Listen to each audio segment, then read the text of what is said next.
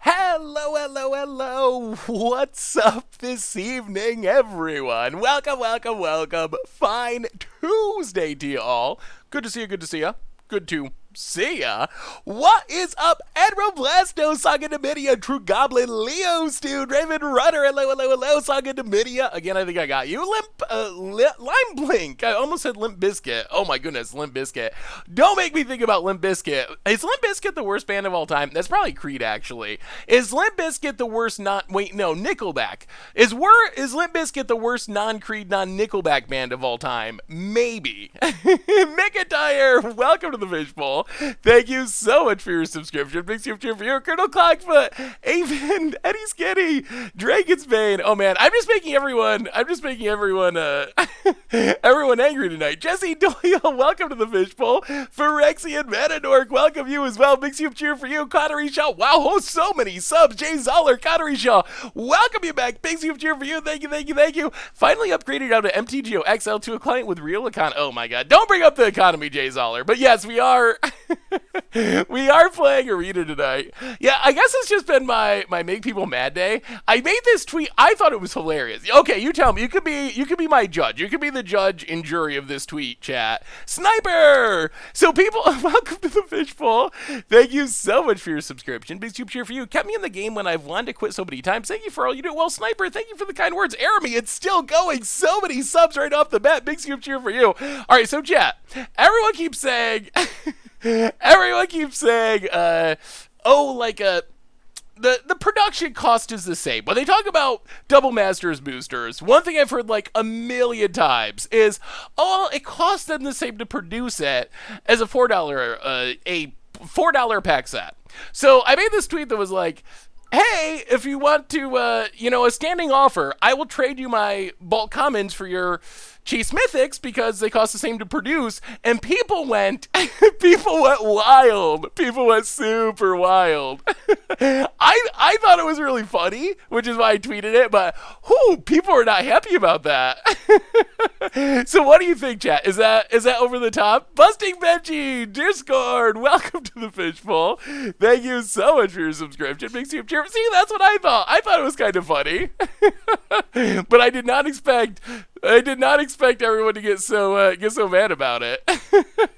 I figure my theory is, what's the point in having a bunch of Twitter followers if you can't troll people once in a while? Like, what's the point? I don't want to sell people stuff. I hate the idea of being an influencer. I don't consider myself. I don't want to be that. You might as well have fun with it. Like, why else? Why else do you have a whole bunch of Twitter followers? Other than to be able to tweet stuff like that once in a while. Lil MTG, welcome to the Fishbowl. Thank you so much for your subscription. Big super cheer for you. Thank you, thank you, thank you. So anyway, everyone, we're playing Historic tonight. We're playing Magic Arena. It is going to be fun. I am super hyped for this deck. More subs still. 45 months since the Inspector. I am doing wonderfully. Hopefully you're doing well as well. Welcome back to the Fishbowl. Big super cheer for you. Of course, the big news of the day. And we won't talk about it super long. I did a video on the YouTube channel. If you would like to... I could do a whole stream just ranting about the idea of being an influencer. I really hate it. I hate sponsorships. That came out wrong. I'm super, Card Kingdom's super awesome, but I hate the idea of, like, people that are just always trying to sell you products. Like, that just drives me absolutely insane, and I hate to think that I would be considered that, because, it makes my skin crawl, like, that type of thing, so, definitely don't like to... I mean, Card Kingdom is amazing, and I've used Card Kingdom from before I was even doing content, so for me, I don't know, that doesn't even feel like a sponsorship. To me, that feels different. Like, I've definitely had lots of times where people have, contacted me about doing sponsorship, and my normal answer is just, like, blanket no. No. Like, Goldfish does some stuff, and sponsorship is part of what it does, but... personally, I don't know. Sponsorships, I think it's something you got to be really careful with. Card Kingdom I love because I've been using Card Kingdom for like 15 years. So when that became an opportunity, that was like super exciting for me because that's a really easy company for me to support because I've been like using them for so long. But anyway, I don't know why we're talking about sponsorships. We should be talking about Magic, including, of course, Double Masters. So what do you guys think about this set so far? Like, we're 2 days into spoiler season. There's a lot of good cards. Just like by the numbers, the math looks good so far. I think the average rare is like $7. Average mythic is like $40. Watermelon Head, welcome to the Fishbowl. How do you? Thank you for your subscription. Big super cheer for you. So where does that, so what do you think? I mean, we got like $45 Skithrix. Bray is $15. Bob is $50. Dark Depths, I don't know what that is, but it's a lot. Arkham, gonna be a bulk mythic. Sneak Attack, $20. Jay, $70 now, was $90. Doubling season. Card, so many expensive mythics. Rares, on the other hand, this is where it gets a little bit more hit or miss. There's some great rares, and I love the art on some of these cards, but like Cyclonic Rift, really expensive. Noble Hierarch, really expensive. Where's the other good ones? I know there's more than that. Exploration, really expensive. So there are some really good rares. There's a bunch of like $10 commander rares, $5 to $10. You're looking at like Steward Commands and Conjurer's Closet, stuff in that range. But then there is the chance, if you open a Double Masters pack, that you spent $50 on Blue Cheese for the 29th month. What do you think it will cost? What do you think it will cost more, a 2XM, a box of 2XM or a pay set of Tron Toppers? Ooh, a play set of Tron Toppers? So you're talking about the, like, 12 Tronland box toppers.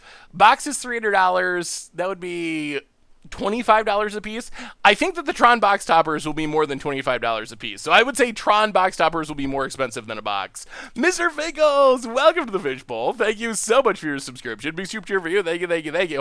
On the other end, there are some duds. Craigwick Cremator, Bosch Iron Golem. They're like literal bulk wares. Doom Necromancer. It's a bulk rare. So when you open this set, if you open a pack, there's a chance you're going to open like and this isn't even VIP boosters and counting box toppers. This is just a normal pack. There's a chance you're going to open like a $200 pack, but there's also a chance that you're going to get like Bosch and Doom Necromancer, and you're just going to cry yourself to sleep because you spent $50 and got like a $0 pack. We'll see when the rest of the uncommons and stuff come up, but so far it looks like average-wise, the value looks really high. Variance-wise, the mythics are all solid, but rares, very high variance rares so far. Like, great rares that are really valuable, and then really, like, full-on bulk rares. The Tree of Redemption style rares. So, Delithar, welcome to the Fishbowl. That is why buying singles is often the smartest move. Welcome to the Fishbowl. Thank you so much for your subscription. Big super cheer for you. Thank you, thank you, thank you. So, tonight, everyone, we are going to start off with Goblins, and I don't even know what y'all think of Goblins, if you love them or don't love them. Some people are like, oh, I think this is already a real deck. I think this deck is sweet and it's cool and it's new, so we're going to start with Goblins.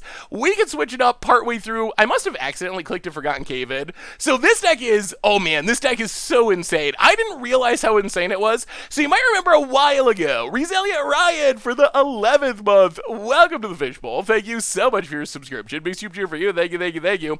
So you might remember a while ago, we had Nessa Meow Meow joined us for a stream.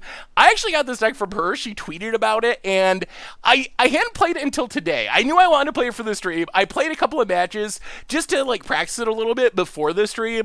Good lord, does this deck just do ridiculous things. Ridiculous things. Corporal Buckles and Munis, welcome to the Fishbowl. Thank you so much for your subscription. Big super cheer for you. Thank you, thank you, thank you. Do I ever play decks for donations? I play viewer decks. I haven't really done full-on donation decks, but if you have a deck you'd like to check out, I definitely love to look at them. So, quick reminders, and we're going to goblin it up to start off the stream and go from there. So, replay YouTube, that's where you can find all the old streams, normal YouTube, daily spoiler videos. That's why there's no Monday stream. No Monday stream this week or next week because of daily spoiler videos. So, check that out on the YouTube. Tomorrow's Against the Odds, really sweet. We're tiny bonesing, something people have been asking for. So excited for that. Keep an eye out for all that on the YouTube channel. Otherwise, our sponsor tonight, our awesome sponsor, who we already kind of gave a shout out to because Card Kingdom, pretty awesome, but it is Card Kingdom, and if you need some Double Masters cards, you can pre-order them over at cardkingdom.com. They got everything else in stock too. You can snag them at Card Kingdom, even get a free Scoop Soldier sticker. Just let them know you want one in your order notes. So thank you to Card Kingdom for supporting the stream. Otherwise, the Discord is new and improved. The merch page got a ton of stuff on there. merch page. Got a ton of stuff out there. Tokens, t-shirts, playbats, donations, always appreciated. I don't think my E is working. There we go. Always appreciated, never required. $2 or more gets your message read on stream. So, tonight, we are starting with Goblins. In this deck, it's a combo deck. It might look like a tribal deck. It is actually a combo deck. So what is this deck trying to do? This is Muxus.deck. Muxus, the new Jumpstart card. It looks expensive. It's 6 mana, but when it comes into play, you get to reveal your top 6 cards and put all the non-Muxus goblins, essentially. All of them, it costs 5 or less on the battlefield. And then it gets big when it attacks. So what this deck is trying to do is cast Muxus as quickly as possible, as often as possible, and trust that Muxus itself is going to actually win the game. So how do we cast Muxus really quickly, even though it's 6 mana? Skirk Prospector. Something like turn 1 Skirk Prospector, turn 2 Goblin Instigator, turn 3, sack everything, Muxus, go to town. Wily Goblin also ramps us. Goblin Warchief also reduces the cost. So we have a bunch of ways to get Muxus into play quickly. Goblin Matron can tutor up our Muxus, and then why is playing Muxus so insane? Fluey! Welcome to the Fishbowl. Thank you so much for your subscription. How are you tonight? Big super cheer for you. Thank you, thank you, thank you. So, why are we playing a meta deck? Is there a meta in Historic post Jumpstart? Is this actually a meta deck? Is there even a meta that is known of? Why are we playing 4 Muxuses? Because it's absurd. It is absolutely ridiculously, insanely absurd. Ooh, that's awesome, Dragon. Yeah, the loan account is super sweet. And you can actually do quite a bit budget-wise with the free 5-tick one. Kevin Zelda, thanks for swinging by for the 31st month. Welcome to the Fishbowl. Big super cheer for you. Thank you, thank you, thank you. Goblins all over the Mythic ladder. Well, if goblins are not spicy enough, we'll play some goblins and switch it up partway through. But why Muxus is so insane is we have all these haste goblins. So what we want to hit from Muxus is like Goblin Chieftain, everything haste and pumps. Goblin Warchief, everything haste. That lets us attack with Muxus. We also have 3 Krenkos. Krenko, oh man, taps to make goblins equal number of goblins we control. So what often happens? Like picture this turn 3. Turn 1 Skirk Prospector, turn 2 Goblin Instigator, turn 3 sack everything, Muxus, hit a Krenko, hit a Goblin Chieftain. That's only 2 goblins. We could hit 6 goblins. That's going to give us 3 goblins. They're all going to be hasty. We can tap Krenko to make 3 more goblins and just go to town and potentially kill our opponent on the spot. So that's what we're starting with. Sideboard wise, Graveyard Hate, bunch more random goblins, and the lands are bugged for some reason. These lands in specific, they don't show a number. There's actually 20 in there, but no matter how many you take out or put in, it's always going to show just no number on there with those lands for some reason. So let's do some goblining, and then if you want, and it gets boring, we'll switch it up. I don't know about elves though. I'm not sure about elves. We tried elves and we could not win a game with elves. Elves was like so rough. I'm just waiting for us to tap out Seki our board to power up Muxus and get quenched. Oh, please not that. Maybe this deck needs a 4th Krenko. Yeah, I mean, Krenko is legendary as a downside. At least Muxus, even though it's legendary, the enter of the battlefield trigger is a big thing. Like, it's perfectly legit to have a Muxus and just cast another one to legend rule it. Also, we're like super close to... Yeah, this is fine. We don't have Muxus, but we have a ramp. We have a Krenko. We're also, we're not going to play elves tonight. We tried that, and I will say, remember our experience with elves was really bad. That's kind of how elves have been for other people, playing against them too. Like, I was really hyped for elves, and I've seen a couple of, like, really good elf nut draws, where it's just like, turn 1 Mana Dork, turn 2... Well, that's annoying. Turn 1 Mana Dork, turn 2, well, I don't know how this matchup goes. Play a land, play Wily Goblin. This might be bad. Mayhem Devil seems absurd against our deck. Oh, this might actually be really bad. Play this Ram deck. So I've seen a couple of elf nut draws, but in general, I've seen elves just look bad even when other people play them, so... Yeah, I don't think we can beat Mayhem Devil with any amount of sacrifice stuff on the battlefield, really. Fable Passage, Cauldron Familiar, yeah. Land, maybe? Prospector, How do we get to where we need to go? I don't think like this.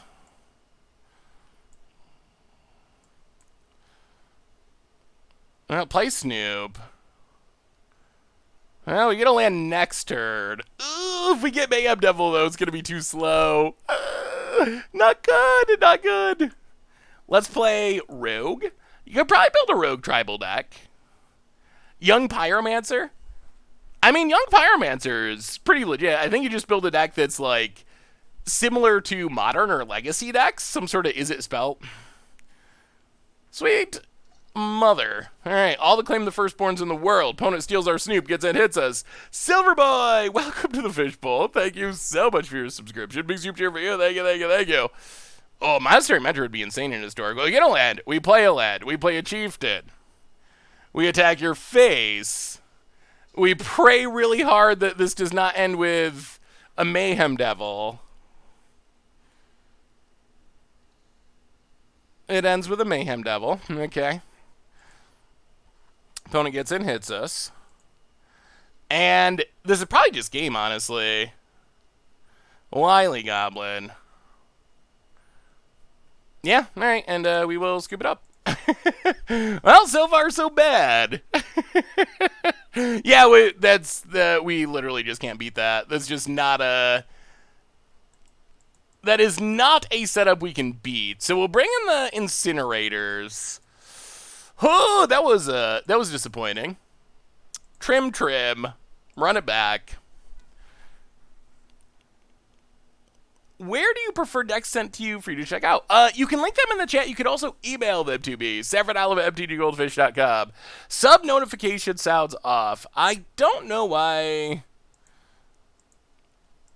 this is always a issue. It's probably, hopefully someday I'll have a sound setup that can stay the same, but I think it's probably because, like, when I do a podcast or Commander Clash or any videos with other people, I have to change all my sound settings, so I think that the constant changing makes it, messes it up somehow. Equisire, welcome to the Fishbowl. Oh, I'm sorry. Sometimes it pops up late, Phil Bretto. But welcome to the Fishbowl. Thank you so much for your subscription. Big soup cheer for you. Thank you, thank you, thank you. I don't think it's fixable, though, Zach. Because the problem is if I just wear my headset, it echoes in other people's recordings sometimes, doing, like, multi-person stuff. So I don't think there's any, like, setting that you can fix it. Unfortunately. I think it would be, like, changing microphones and stuff like that, probably. Have you played Amy the Amazonian's Toker Crater of deck with Luca and Transmogrify? I have not seen Amy the Amazonian's deck. I've been messing around with a Crater of Luca deck. I don't know. Well, this is a lot different than I thought it was, what our opponent's playing. I don't know how similar it is to the one she was playing, but Crater Hoof's definitely sweet if you can cheat into play. Well, we'll take Muxus. Try to get the fun hopefully started next turn. Our opponent looks like a completely different deck today. Any Pioneer action in the coming days? We're not playing. Wait, are we in Best of One? Oh, Best of One's. Is this a different deck? Are we about? Oh. Arena being Arena? I never play Best of One, so I have no idea why it's in Best of One if we are. We're not in Best of One, we just sideboarded. Bonnet Claim the Firstborn. Part million. Gets in. Sure. Opponent's drawn a lot of Claim the Firstborns, that's for sure. Yeah. Mr. Phobos, welcome to the Fishbowl. Thank you so much for your subscription. Big soup cheer for you. Thank you, thank you, thank you. Bonnet gets in, hits us. Yeah. Witch's Oven. This looks familiar. Saxon Matron gets the food.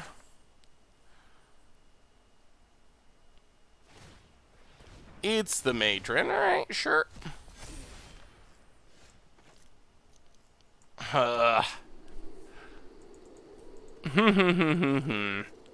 So we could Skirk Prospector, sack everything in Muxus.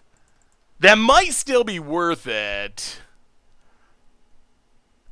That's going to put a lot of stuff in the graveyard for this ooze. And if we don't hit with Muxus, it's going to be really bad.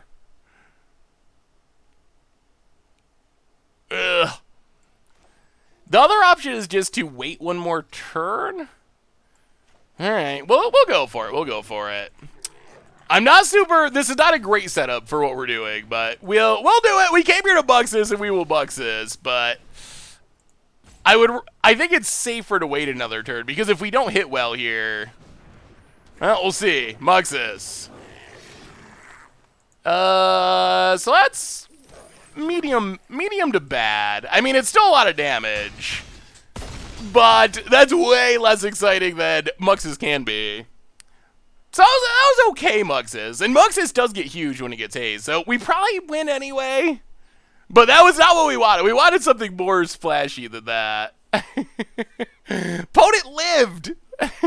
Jet Pop cycles for 2, right? Yeah, cycles for 2. About it.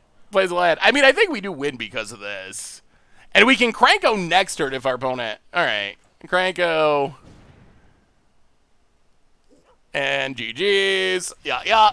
Well, I mean, that was not as spicy as I was hoping. I wanted a bigger hit, but that was still good. That was still pretty good. Especially considering... Hey, thank you, Third of Wrath. Especially considering this is not a great matchup. Why not bring in Trash Master?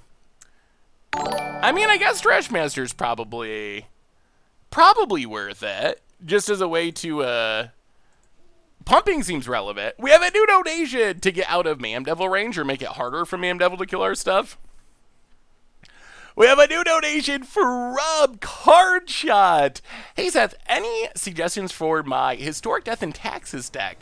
Lavinia has been a massive power boost. Ooh, Lavinia does seem sweet in Historic. Lots of mana dorks and other creatures with activated abilities. Seems like a... Oh, we got a Snoop and a Gem Palm. All right, we'll keep that. Not an insane hand, but I do like Gem Palm. Opponent has Gilded Goose. Sure. I wonder, how is Knight of the Even Legion been? That one looks less taxy to me. Also, Baneslayer is a little weird. I like the idea of it, Card Shot. I'm a little skeptical of 4 Baneslayers, honestly. But maybe Baneslayer is better in Historic than I am thinking. About it. Untap land. Priest of Forgotten Gods. Well, that is the best card in our opponent's deck, unfortunately. Well, now we get to play the run our stuff into Priest for a few turns game. Yeah, we're probably in trouble now. Opponent, land, add. Cauldron Familiar. Yes, Priest is gonna be an issue. One thing I know about this Act deck, in every format, is if they have Priest, their deck looks really good. If they don't have Priest, their deck looks medium to sometimes really bad. Yeah, I don't think we're going to have a Snoop on our upkeep, unfortunately. Avian for the 14th month. Love the content, Seth. Love the old Goldfish cake. Well, thank you for the kind words. All right, opponent, yeah, Priest, sacks, draws, kills. And another Priest. And a Witch's Oven. And passes. Ugh. Yeah, this is not good. Oh, play Matron.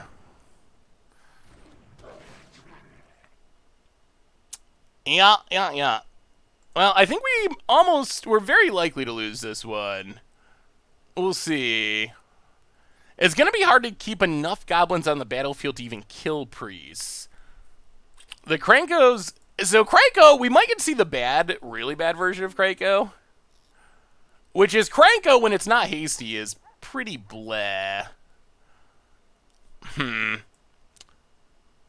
guess we take Instigator. Instigator's 2 bodies, and we can cycle Gem Palm to kill a priest, maybe. I think what makes the deck over the top is the cards that combat Muxus do nothing against core goblin plants. It'll be a Grafdigger's Cage. The stuff that is good against goblins does nothing against Muxus. Yeah, I think that sounds about right.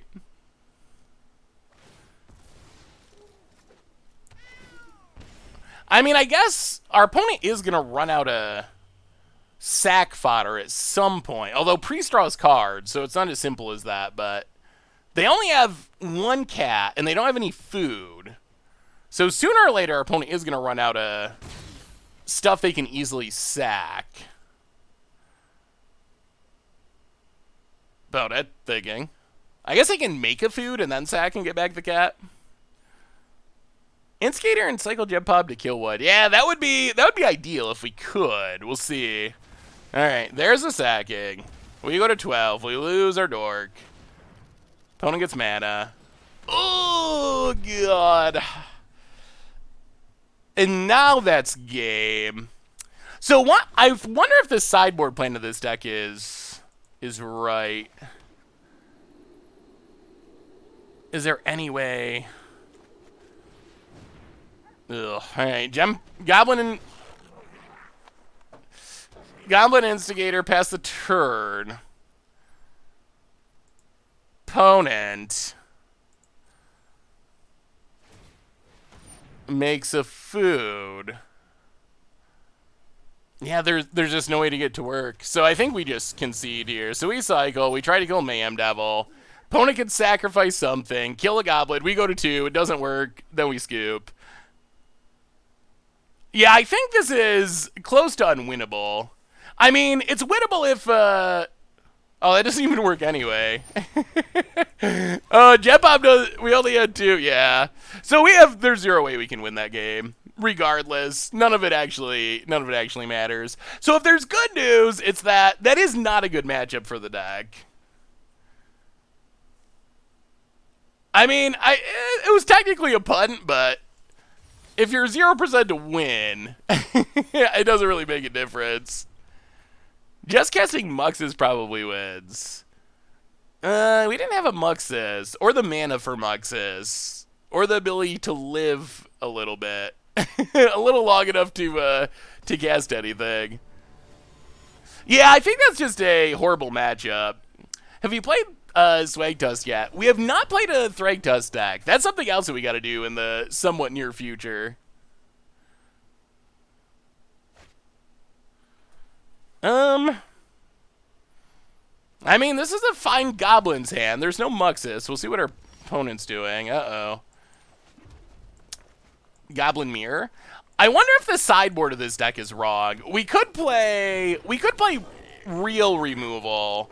I wonder if that would be an improvement. Well, Chieftain on top. Splash Black could try out Call the Death Dweller plus Chain Whirler. You could. I wonder if that makes I wonder if that improves the deck. I mean, Chain Whirler Call the Death Dweller is sweet in creature matchups. I think the cost would be we would lose some speed getting to Muxus. And I think Muxus is just by far the best thing going. Well, this is just going to be whoever plays Muxus first wins, I think. Oh, opponent drew Prospector. Okay. So opponent has a mana of 4 Muxus, and they have a ringleader. Okay, yeah. Hits a Krenko. Well, ooh, probably not the best time to lose the die roll. This looks pretty similar. Hey, what's up, Looter Scooter? How are you? Pioneer challenges on Moto are going down to a minimum of 32 players from 64 to fire. What do you think about that? I mean, them firing would be good, so I think that's probably a good choice.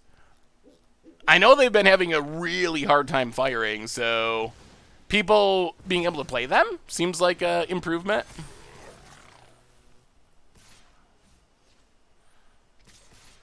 Opponent thinks, attacks. Yeah, I think we're just dead.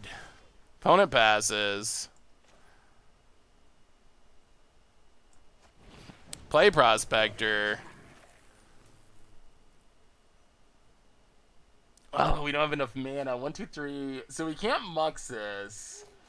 Play a land. Yeah, I guess we just Ringleader. I think we're just dead to the Krenko, though. Hit a bunch of lands. Alright. Yeah, our opponent should be able to kill us here. This is my young Pyromancer list. So let me see Resilient Ryan. War Chief number 2. Krenko. And here comes a million Hasty Tutus. And That looks interesting. Kind of a token Pyromancer shell. That looks fun. Opponent attacks. So it's 12, 13, 14, 15, 16, 17, 18, 20, 21, 23. So we have to double chump?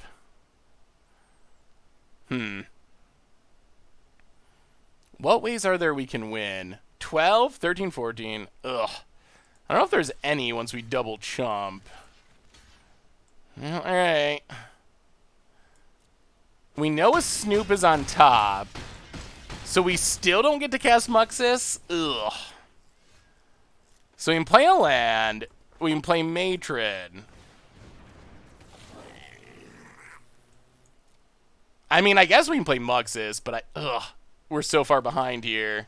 We get a Muxus. Sack a Matron. Sack Snoop. Well, spin it to win it. Oh! All right, that was a that was an embarrassment to goblins everywhere. Wow. I mean, there is some amount of variance built into the Muxus, that's for sure. So I wonder if playing real removal would improve the deck in the sideboard. One thing we noticed is Matron is, or not Matron, Incinerator is sweet if you get to go super wide. But against the Sacrifice deck, we just, like, couldn't actually keep our stuff on the battlefield. So it made it pretty hard to actually go that direction. Yeah, the sideboard of this deck, I think, is definitely pretty questionable. I think the new stream tech is super cool. Oh, yeah, it's definitely sweet to be able to see the cards for sure. Storm's Wrath is a little awkward because that also rests our stuff. I was thinking more like targeted removal. Being able to, like... okay. Fanatical Firebrand does not feel good in this deck to me, but... Snoop, go. Hello from US, Evil Bar. How are you today? Good to see you, opponent. Snoops as well. And passes. We play a Mountain. We play a...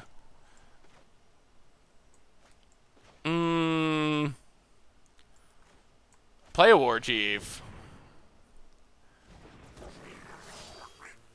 Pass the turn. I mean, next turn should be a good turn. If nothing goes wrong, next turn we play a lot of stuff. Alright, opponent has an Incinerator to stay alive. Barely. Sure. Plays a lad. Alright, so opponent's playing real removal.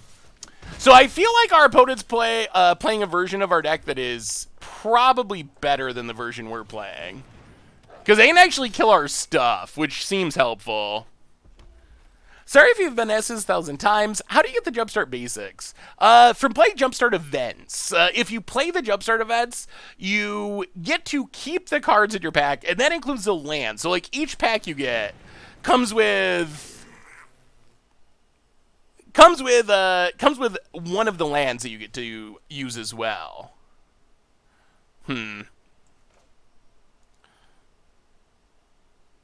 Well, play Matron. Tutor up Prospector. Prospector.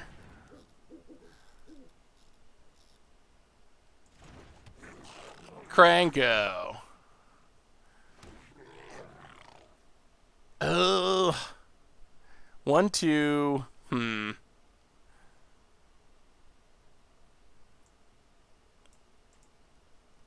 Yeah, I guess we gotta sack. 1. I think we gotta play the Lord. 1, 2, 3.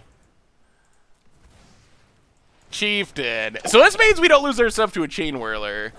Patrick, welcome to the Fishbowl. Thank you so much for your subscription. Big super cheer for you. Thank you, thank you, thank you. All right, your go opponent.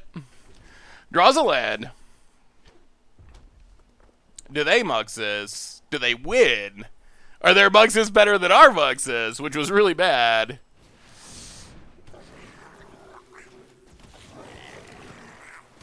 Well, better, but not insanely better. Okay. We sort of survived that. Opponent. I'm gonna do some attacking.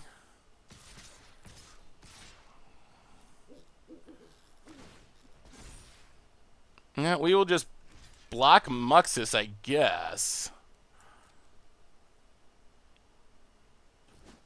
Still not sure that we get out of this. We go to 10. The opponent's Muxus was still better than ours. Opponent's gonna kill our chieftain.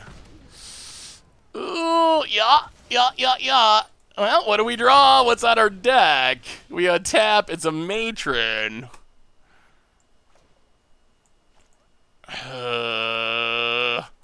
So close and yet so far. War Chief. Make goblins.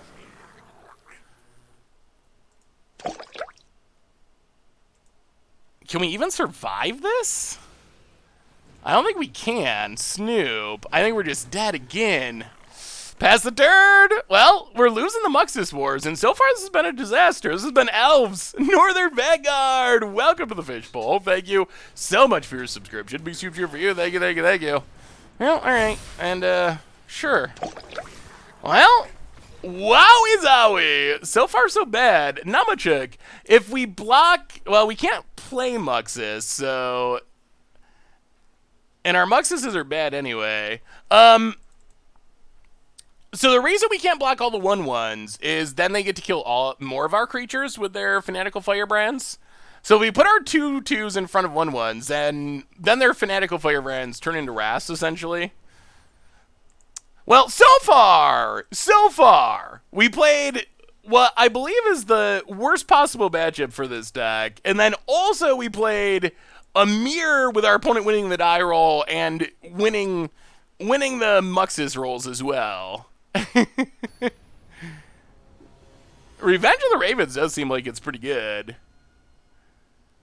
Snoop and Krenko. Yeah, you could definitely do some sweet things by giving Krenko Ace. All right, losing the die rolls again.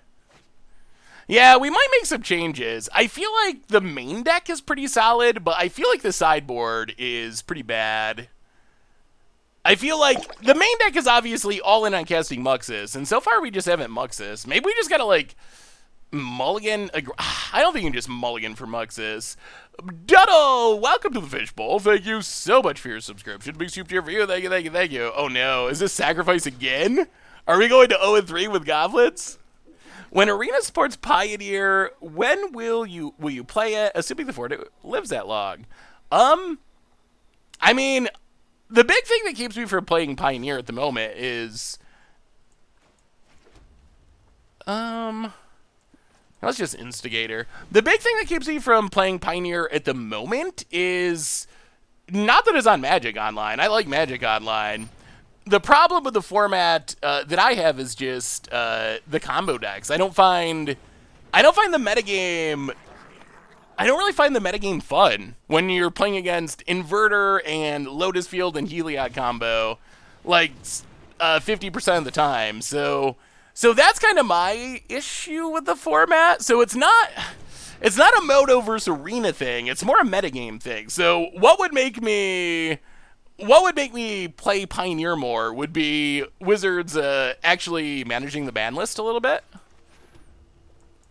Well, Krenko. If Chieftain lives, this is going to be sweet. I have not seen many Radas. Well, all right. Well, this is another way we could win. Krenko busted. I don't even think we attack this turn. We just wait until next turn. And then our opponent... Oh, we're going to have so many goblins. Yeah, all right, your go, opponent. I hope you have a ref. 4 Muxus. Muxus is the best card in this deck by 100 miles. Rather than being too greedy, like, it's the card we want most. It is the most important and best card of the deck. So I don't think that playing 4 of them is a bad thing. It's a little disappointing now that we can't cast it, but someday we will resolve a Muxus and have medium to good luck, and you will see the power of the Mux.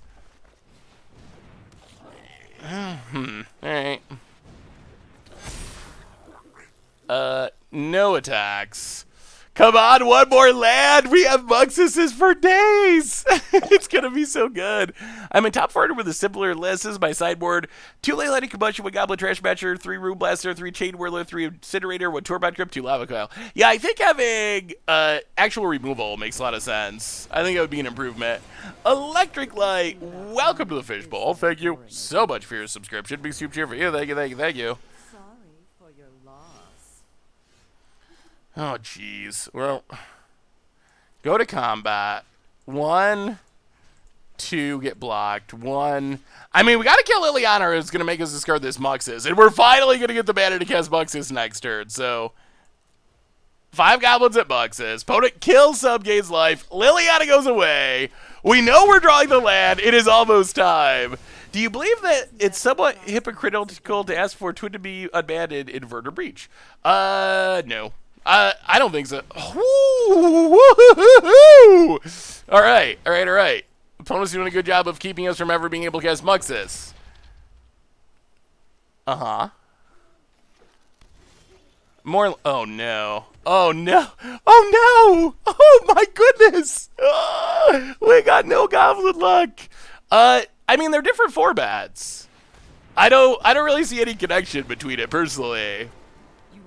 How do you think we punted Colonel Frogfoot? Wait, what are we getting punted by? Diversity is our greatest. I'm so good. Oh my goodness. I'm so confused what you're saying was greedy or punted.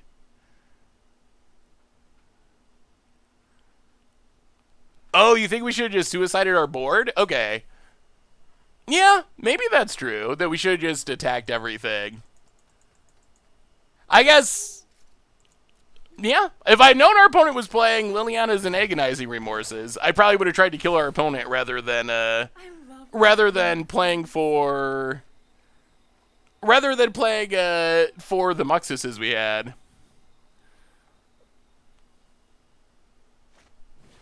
Questing Beast.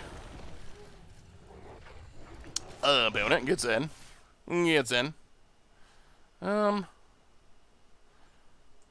Sure. Not a 13. Scavenging Ooze. Alright, Muxus. Finally a magic card!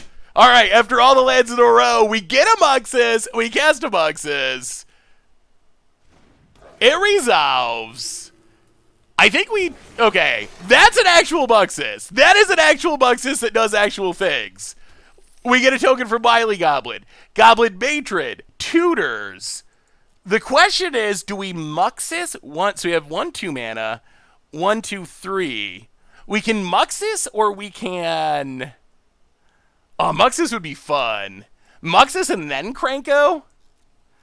Krenko, but that's so much less fun. I want a Muxus first. We have one more. One more Muxus. We're going to do it. We're going to do it. I know I'm going to get punted and yelled at, but that's fine. But we want a Muxus first and then Krenko. And then it'll be even better. Sack you. I mean, our odds of hitting something good are pretty high. Oh, we didn't even need to sack. Oh, yeah. I guess we should counter math better. You can pump me for that if you want. Muxus. Oh! Oh! No! Oh, no! Okay, we're still fine. We got a matron on top. one goblin! The odds of that are not very high. That's fine. Okay, chat, you're right, chat, you're right. I'll get the Krenko. Lesson learned. Do not trust Muxus.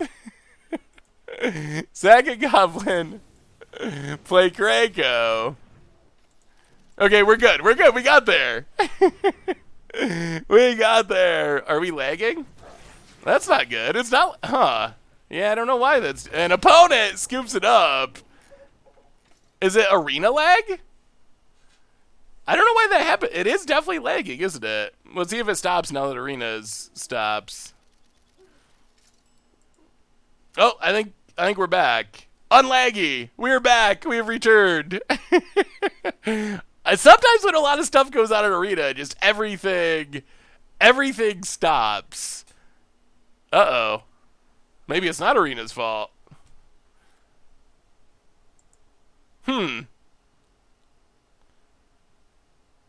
What? Yeah, it is a little laggy, isn't it?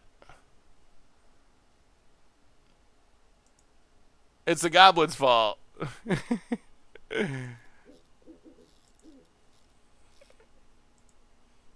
Yeah, I don't know what I could do to get rid of the lagginess. The lag's obviously not ideal.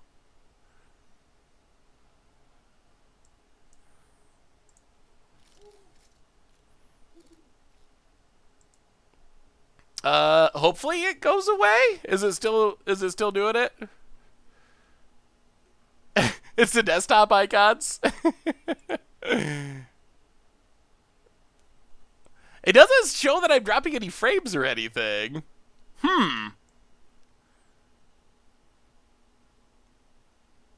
Like max headroom? Wait, who's max headroom?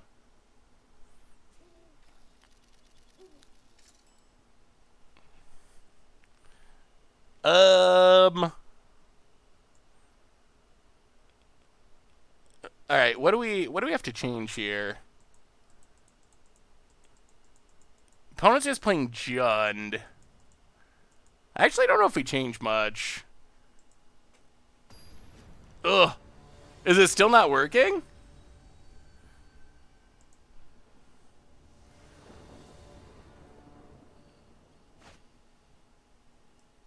I think it's Arena. I really think it's Arena that just lags up sometimes. Unsub, no! Alright, we'll keep. Hopefully it's better now. Better but spiky. We will play land pass the turn.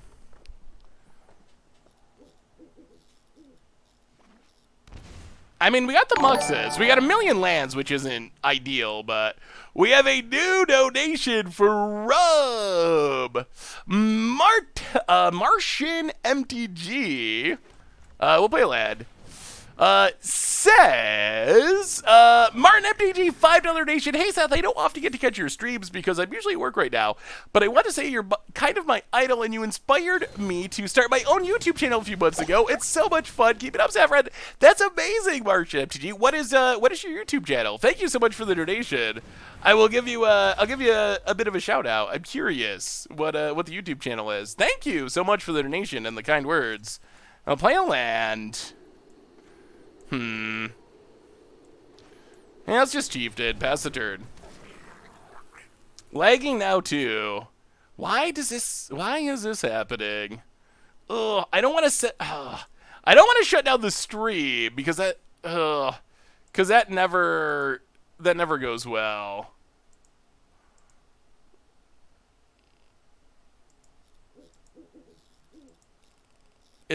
Are we back? I don't know why. Yeah, I don't know what's going on. Hopefully it just stays away. Yeah, it sort of feels like it's, I don't even know. Oh, opponent's going with the big beatdowns. Can we live? Well, I guess we can start making blockers. So we get to play a land. We get to play Krenko. Pass the turn. Next turn, we get to Muxus. All right, we can chump and live and Muxus and hope. Yeah, it's very strange. Have you tried installing more RAM from a floppy disk? Are floppy disks still a thing? Vote it. Combat. Huh. This isn't something that's really happened before. I don't know what the issue is. Enjoy your dinner, Archburglar Lord. We will block. Yeah, we'll just chump. Chump. Take our beads. Opponent is playing the fairest of Magic. Marshall MTG. I will have to check it out. That sounds super sweet.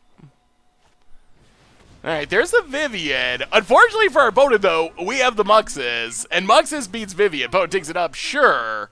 Well, come on. Let's have the combo Muxus. We play a land. We play Muxus. Goblin Grandee.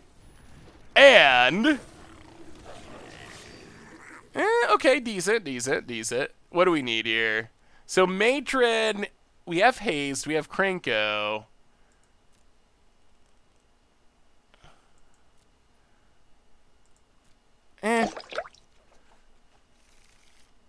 We will tap. Attack you. Is this lethal? So it's 12, 13, 14, 15, 16, 17. Alright. I think it's lethal. It's gotta be close. Muxus is huge. Caesar Fallout for the 9th month. Welcome to the Fishbowl. Thank you so much for your subscription. Big soup cheer for you. Thank you, thank you, thank you.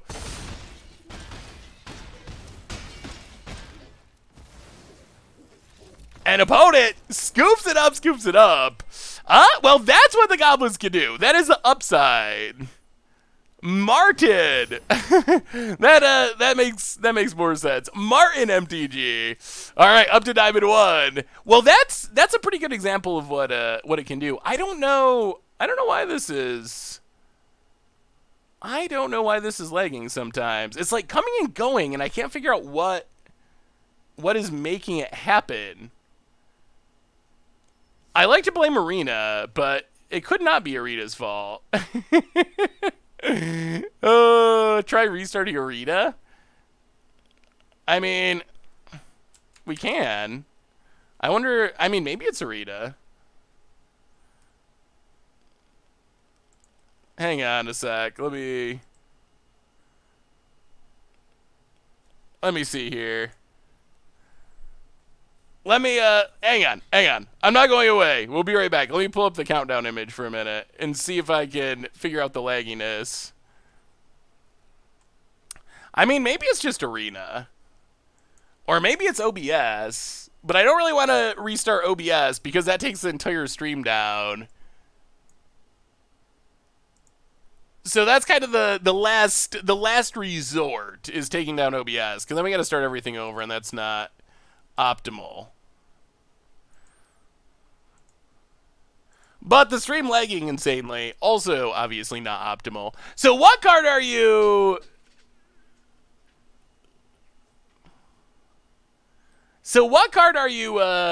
most hyped for from Double Masters? Is there anything that is actually going to let you build new decks that we've seen so far? I've lagged my way into a fish. Oh no, now Arena's gathering local files.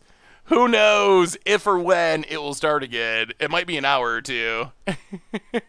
You never know. You never know. All right, I'm coming back. You never know. We can watch Arena together. We can watch Arena load the card database. I can reload the chat and see. Sometimes reloading the chat will fix it. Exploration. What are you gonna build with Exploration? Yeah, it's a good time to pick up Jays. I definitely would recommend people picking up Cyclonic Rift. Cyclonic Rift's a card that just always increases in price. So if you're a Commander player and you play blue decks, I would definitely recommend...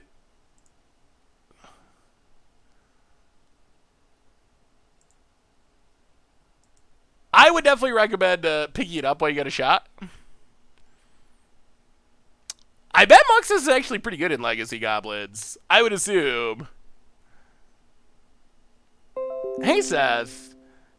Here's some trivia. Did you know that Chain Whirler is a girl? Wait, how do we know that Chain Whirler's a girl? If you'd ever like to know, look up the German card and check for IN ending the name. Your Mono Avatar Peacekeeper is also a girl in that. Really? Peacekeeper does not look like a girl. I mean, from the art, let me pull this up. I don't know. So is that actually a foolproof system? The other thing that I've heard is that Wizards' German translations aren't very good from some German players. So they're kind of like hard to translate some of the stuff. Let me see. I've had a Peacekeeper avatar for a long time. That art certainly to me does not look like a girl. That, I don't know. I mean, maybe...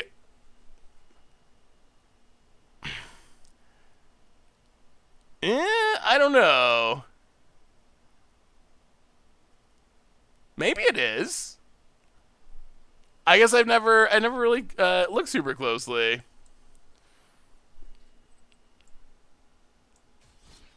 Goblins. Oh no, we're back to lagging again already? Oh no. Oh, maybe I actually will have to restart the stream. Oh, if the stream goes down.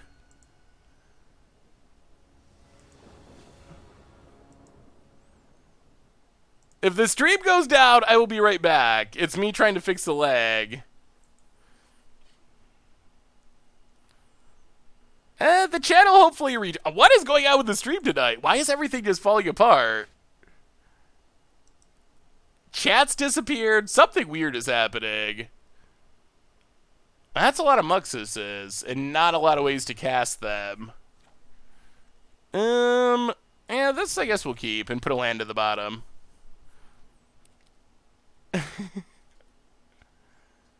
Yeah, that's what it seems to be doing on my end too. All right, I will be right back. I'm not ending the stream. I'm just gonna restart things real quick. I'll be right back in like 30 seconds. I promise. Hello, hello, hello. Are we back? Have we returned? Are we back alive? Hopefully, maybe. See if we're not lagging now. We'll see. I don't know. I don't know much about fixing computers. The one thing I know is sometimes you restart it and everything's fine. So I'm hoping that this is one of those times where you just restart everything and everything is good now. Whether or not that'll actually work out in practice remains to be seen. Are we lagging again already? Oh my goodness. Oh, well, if that doesn't fix it, I don't even know. I don't know what to do. How many puzzles do we miss? I don't think any. Hey, how are you, Chuck? Good to see you. Good to see you. Vote it. Goblin Instigator. Wait, audio is desynced? That wouldn't be good. We are 2-2 right now officially. Vote it. Alright, passes. We'll play a land, play Matron. I think we just go for Muxus and do Muxus-y things. Maybe? Yeah, let's go for it. My opponent's only got one land. Like, how wrong can this possibly go? Play a land. Attack. Actually, no attacks. Just pass. Pass the turn. Pass the turn. Are we good? We're fixed. All right. Now we're back to goblins. We can stop focusing on silly stream stuff. Start refocusing. Oh, I'm so sorry, Chuck. Oh, welcome back to the Fishbowl with a 1-year resub. That is amazing. Thank you so much. Oh, I'm sorry with the stream. Oh no, opponent. Chain Whirls. Okay. Sorry about that, Chuck. Well, play a land, play Muxus. That was a little disappointing that our opponent had the Wrath. Muxus. No! No, no, no, no, no. No! Oh, no! No! That's not mathable. That doesn't work that way. Oh.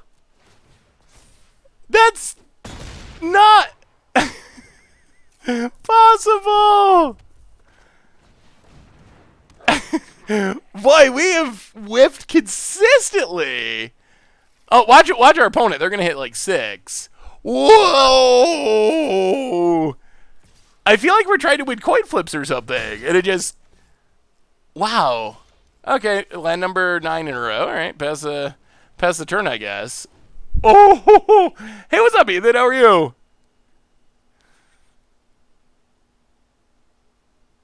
I mean, we've had.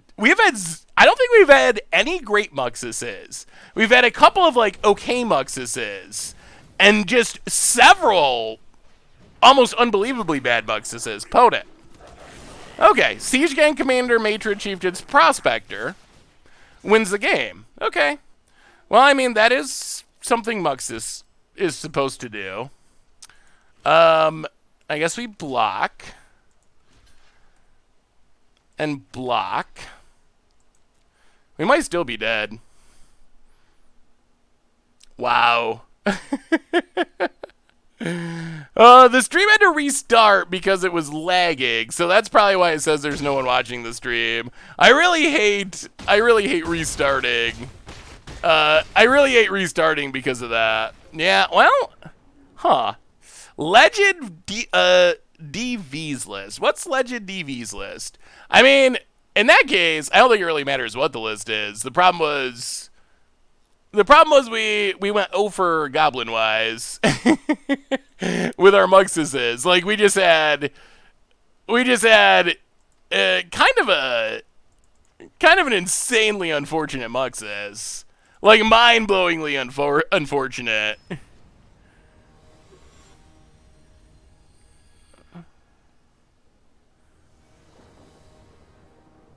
Muxi?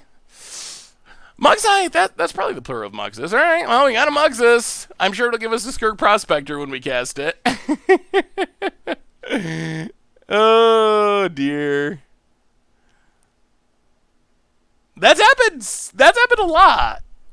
I do not do well with cards that are high variance. I actually can't think of any examples where... Can you think of any examples of a card we've played like on against odds that's like a high variance card and we've just gotten like above the curve lucky consistently?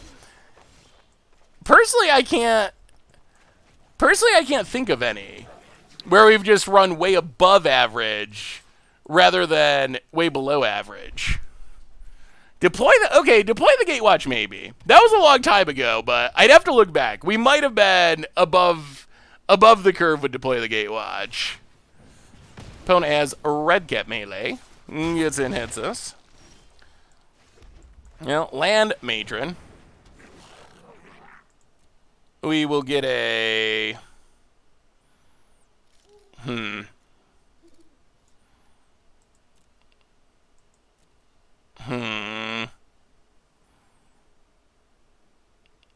We know our board's getting Wrath. Yeah, let's just Wily Goblin. That survives the Wrath for the most part. The mana survives the Wrath. Boat it. There's a Chain Whirler number 2. Hits us. Gets in. We go to 11. Well, play a land. War Chief. Wily Goblin. Pass the turn. About it. Well, we're going to see. We're going to spin the wheel and find out. Hey, what's up, Winzo? How are you? Hello, hello, hello. Hey, what's up, one on delay? How are you today? Opponent. Sacks the board, kills our stuff, hits us. Well, land. Muxus.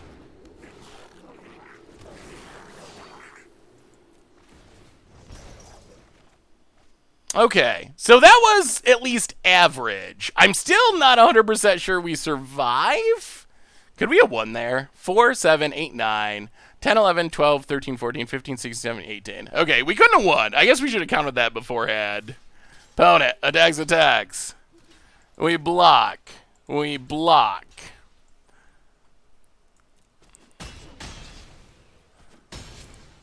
I'm guessing they're trying to reanimate it. One of these two cards is the reanimation.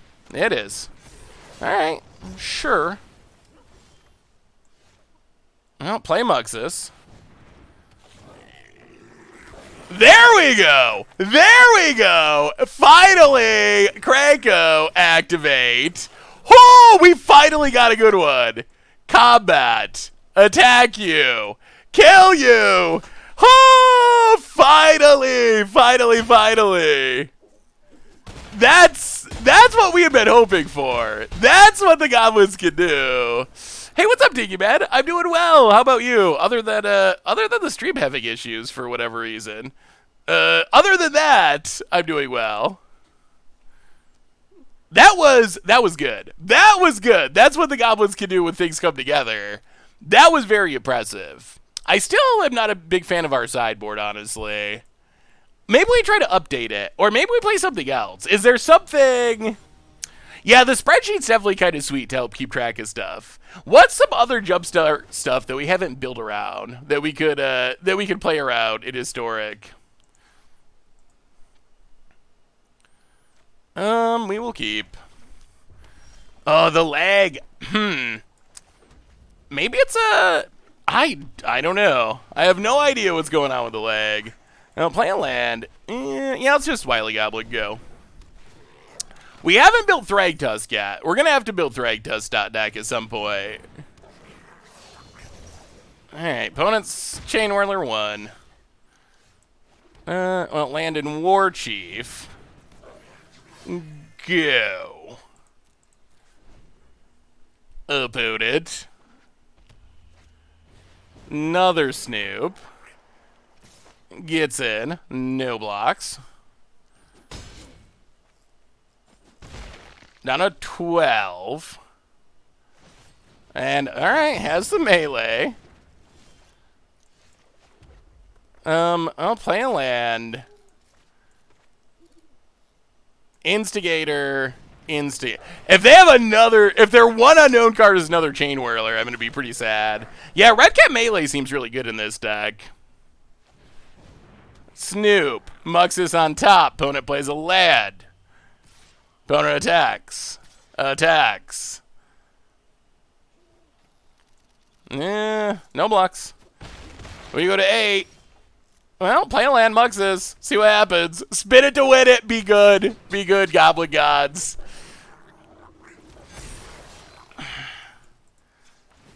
Yeah, that's relatively good. Is it good enough?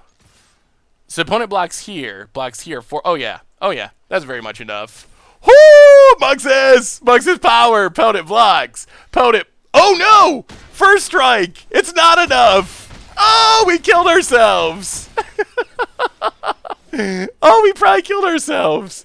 First strike on Chain Whirler. Oh, that is a fun.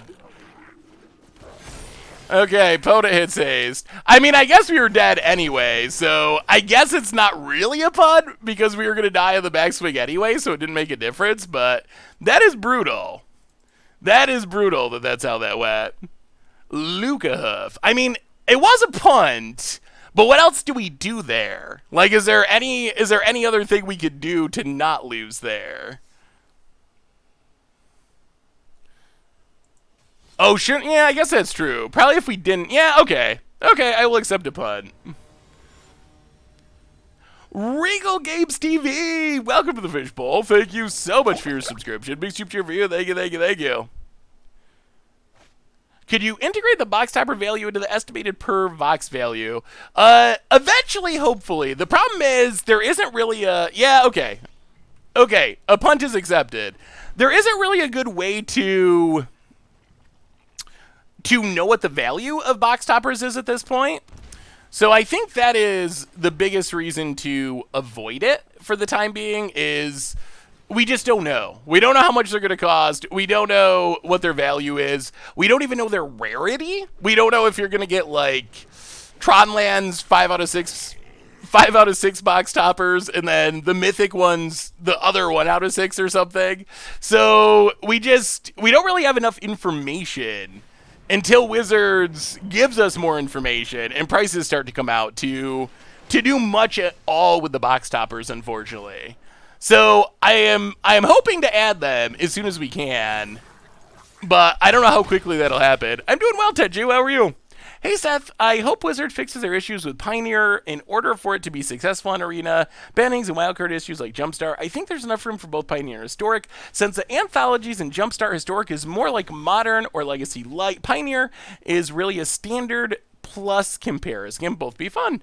Yeah. I mean, I think it's possible that both formats could work on Arena. Boy, Krenko is a scary card with haste. And opponent is dead. Oh, okay, that went well. We still probably should update our sideboard. What do you think? So what do you think, chat? Do we update our sideboard or do you want to try to play a different deck? Oh, also, I forgot to tell you, the Historic Metagame page. You've probably potentially been to it before over on the site.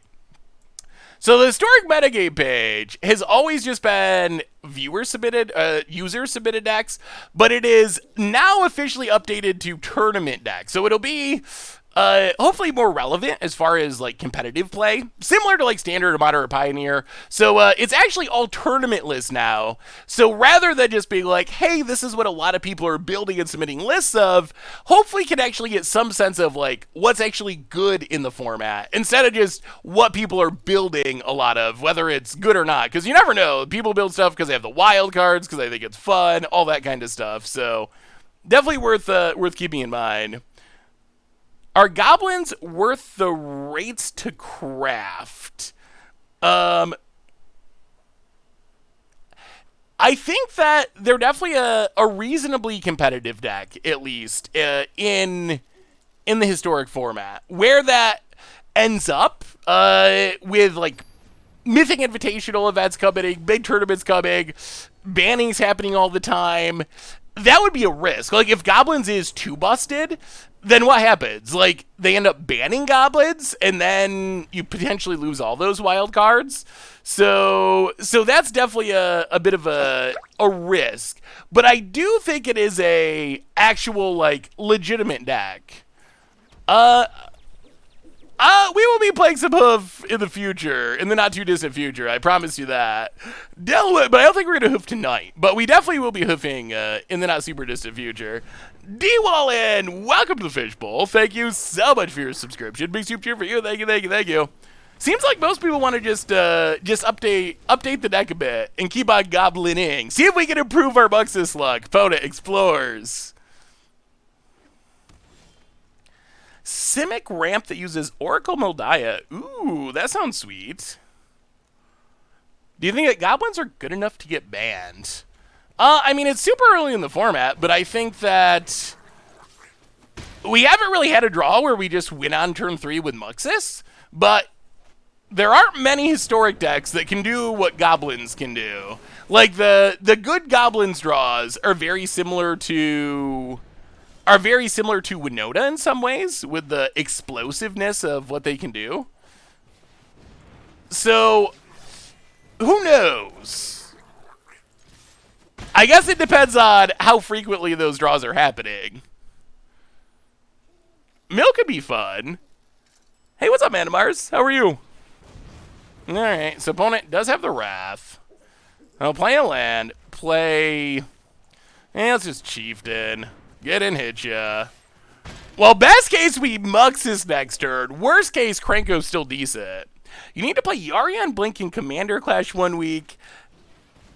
It's like having 4 Panopticons on the field when you have Yarion and instant Blink creatures. I don't think I played Yarion in Commander, have I? That actually seems like a good idea. Well, we'll Krenko. About it. Nice? Please? Yeah, if we could have drawn a land for Muxus, we probably would have won this turn. But Krenko, make tokens, is still decent. Like, this is still a big chunk of damage. Wanted to ask you, do you have your beard professionally trimmed or shaped, or do you do it? I just do it. I've never had it professionally anythinged. Opponent, Flame Sweep number 2. Well, if we win a double Flame Sweep game, that would be pretty impressive. Opponent's going to get back Uro. I mean, Flame Sweep is one of the best cards against this deck. Change the lands for the Goblin lands. That actually makes sense from a flavor perspective. Come on, land! We need one land and we get to text our Muxus luck. Opponent, Uro's lands. Ugh. I don't know how I feel about Wilderness Wreck still being one of the best decks in the format. Not a big fan. I wish they had just never made Wilderness Wreck. Hey, from the U.S., Bearderin. How is Hong Kong today? Yeah, we'll have to do some yarning in Commander Clash in the near future. I don't see best of 1 decks in the site anymore. Do you have a resource for finding decks tuned for best of 1? Ooh, I will. I mean, so you can still opponent. Passes.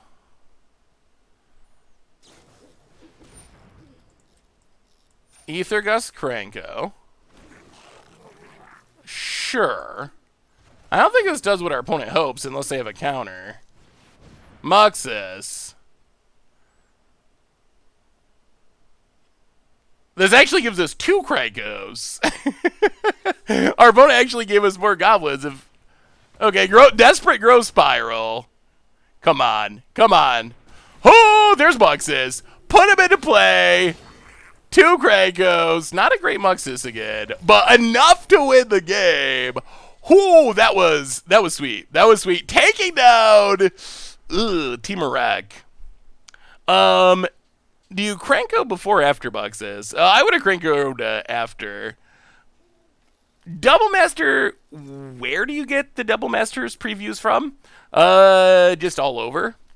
Just people posting them on their streams and on Twitter and on Reddit. So kind of just gathering them from all over the internet. Oh, so the historic page. Okay. So we'll update the deck after this. So 2 things. One is historic page. So if you go to the metagame pages, historic was just all user decks. So it wasn't any real metagame. It was just what people submitted. So now it is all tournament decks, just like all the other metagame pages. So you actually get to see decks that have played and performed well in tournaments. You have tournaments along the side. Someone asked, how do I find the best of one decks? There isn't really best of one specific decks, but if you want to see the decks that were on the metagame page, if you go to the advanced search over here, you can do user decks and do historic, and I assume that these will be a lot of best of one decks. These are basically all the decks that were on the metagame before, metagame page before. I guess that's one that we just actually looked at on the stream. So they're not all best of one. It'll depend on the person, but these would be all the decks that were on the metagame page, just all the user submitted decks. So they're still all there, all the user decks. You just have to go to the advanced search, and the metagame page is all the tournament decks. Elves is 2% of the meta. Elves is actually, like, bad. It's really funny. Perfect Dark Ritual continuing the gift sub. Welcome back to the Fishbowl. Thank you so much for your subscription. Big super cheer for you. Thank you, thank you, thank you. All right, what other goblins are there? How do we improve this deck? How do we make it better? So what goblins are there? Number 1. Are there any? Oh, can you build a dragon deck? Can you? Now I'm getting sidetracked. I forgot they added dragon cards. I wonder, there is Sarkin. Can we build, is dragons possible in Historic? Sarev Demir Mastermind, welcome to the Fishbowl. Thank you so much for your subscription. Big super cheer for you. Thank you, thank you, thank you. You might be able to build dragons. Maybe. Yeah, that's something for the future. So, goblins. Goblin land. Okay, I'll look for the goblin land. Are there any other actual good goblins that ramp us, or, I mean, it seems like we have a lot of the best ones. So one thing that's a little weird with this deck is our fair plan is not great. We only have 1 ringleader, which is also strange. Add Phyrexian Tower. Is Phyrexian Tower worth it? I mean, ramping is good.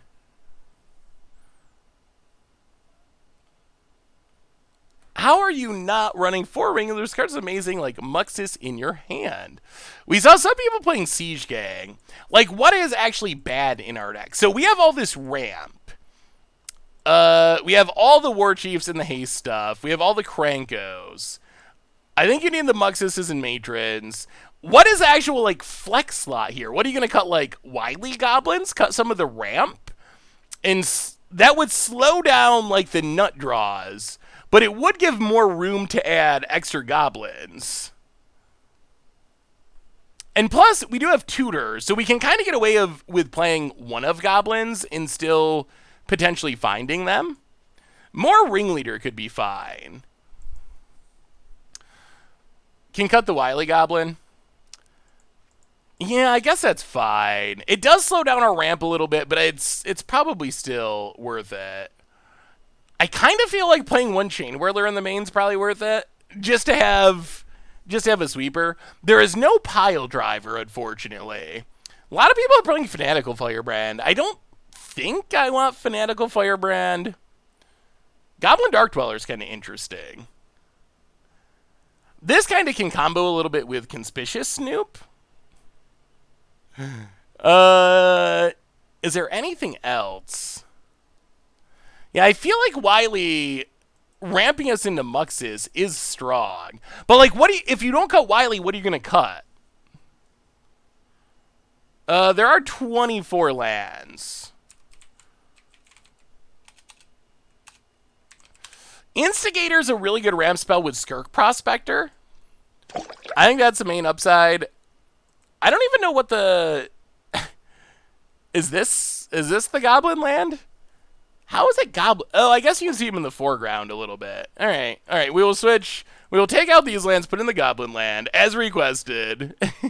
Brainstorm TV for the 10th month. Welcome to the Fishbowl. Thank you so much for your subscription. Ugh.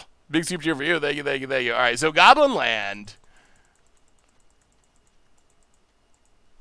I think Snoop is decent. Commando's just super expensive. Go to 18 mountains? I mean, we are trying to cast a 6-drop.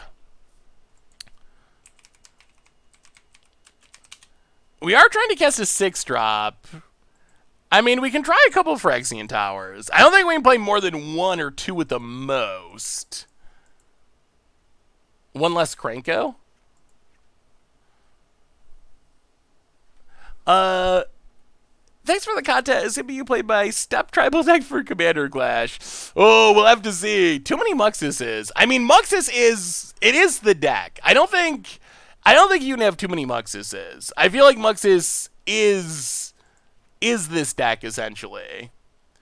Maybe something like that. I dislike how Arena... There's got to be a way for Arena to resort your cards, right? Or no? You got to do it manually by converted mana cost? Maybe something like that. We definitely need a better sideboard. Legion Warboss seems really bad. Rune Blaster seems a little hit or miss. I think we need... Redcap Melee seems good. I feel like we need real removal that can kill our opponent's stuff. That seems like a good option. Yeah, Iron Crate Feed I think is probably not where we want to go with this one. We don't even have anything that costs 7 mana. Take out Wily Goblin. I feel like Wily Goblin is actually pretty important. So okay, so here's my thoughts on the deck. I think Warboss is pretty bad in this deck. I feel like this build is based on putting Muxus into play as quickly as possible. You could play a different build that had like a Muxus and it was more like Goblin Tribal, maybe Muxus once in a while. Is it worth being all in on Muxus? I feel like if we are all about Muxus, I feel like Muxus necessitates stuff like Prospector, Wily Goblin, Instigator to some extent. I feel like those cards are very much needed for Muxus to actually be relevant, because 6 mana is a lot. So if we can't ramp into Muxus isn't I don't think very good. You need 3 Gem Pops. Yeah, we have them in the sideboard. I don't know if we actually want them in the main deck. All right, let's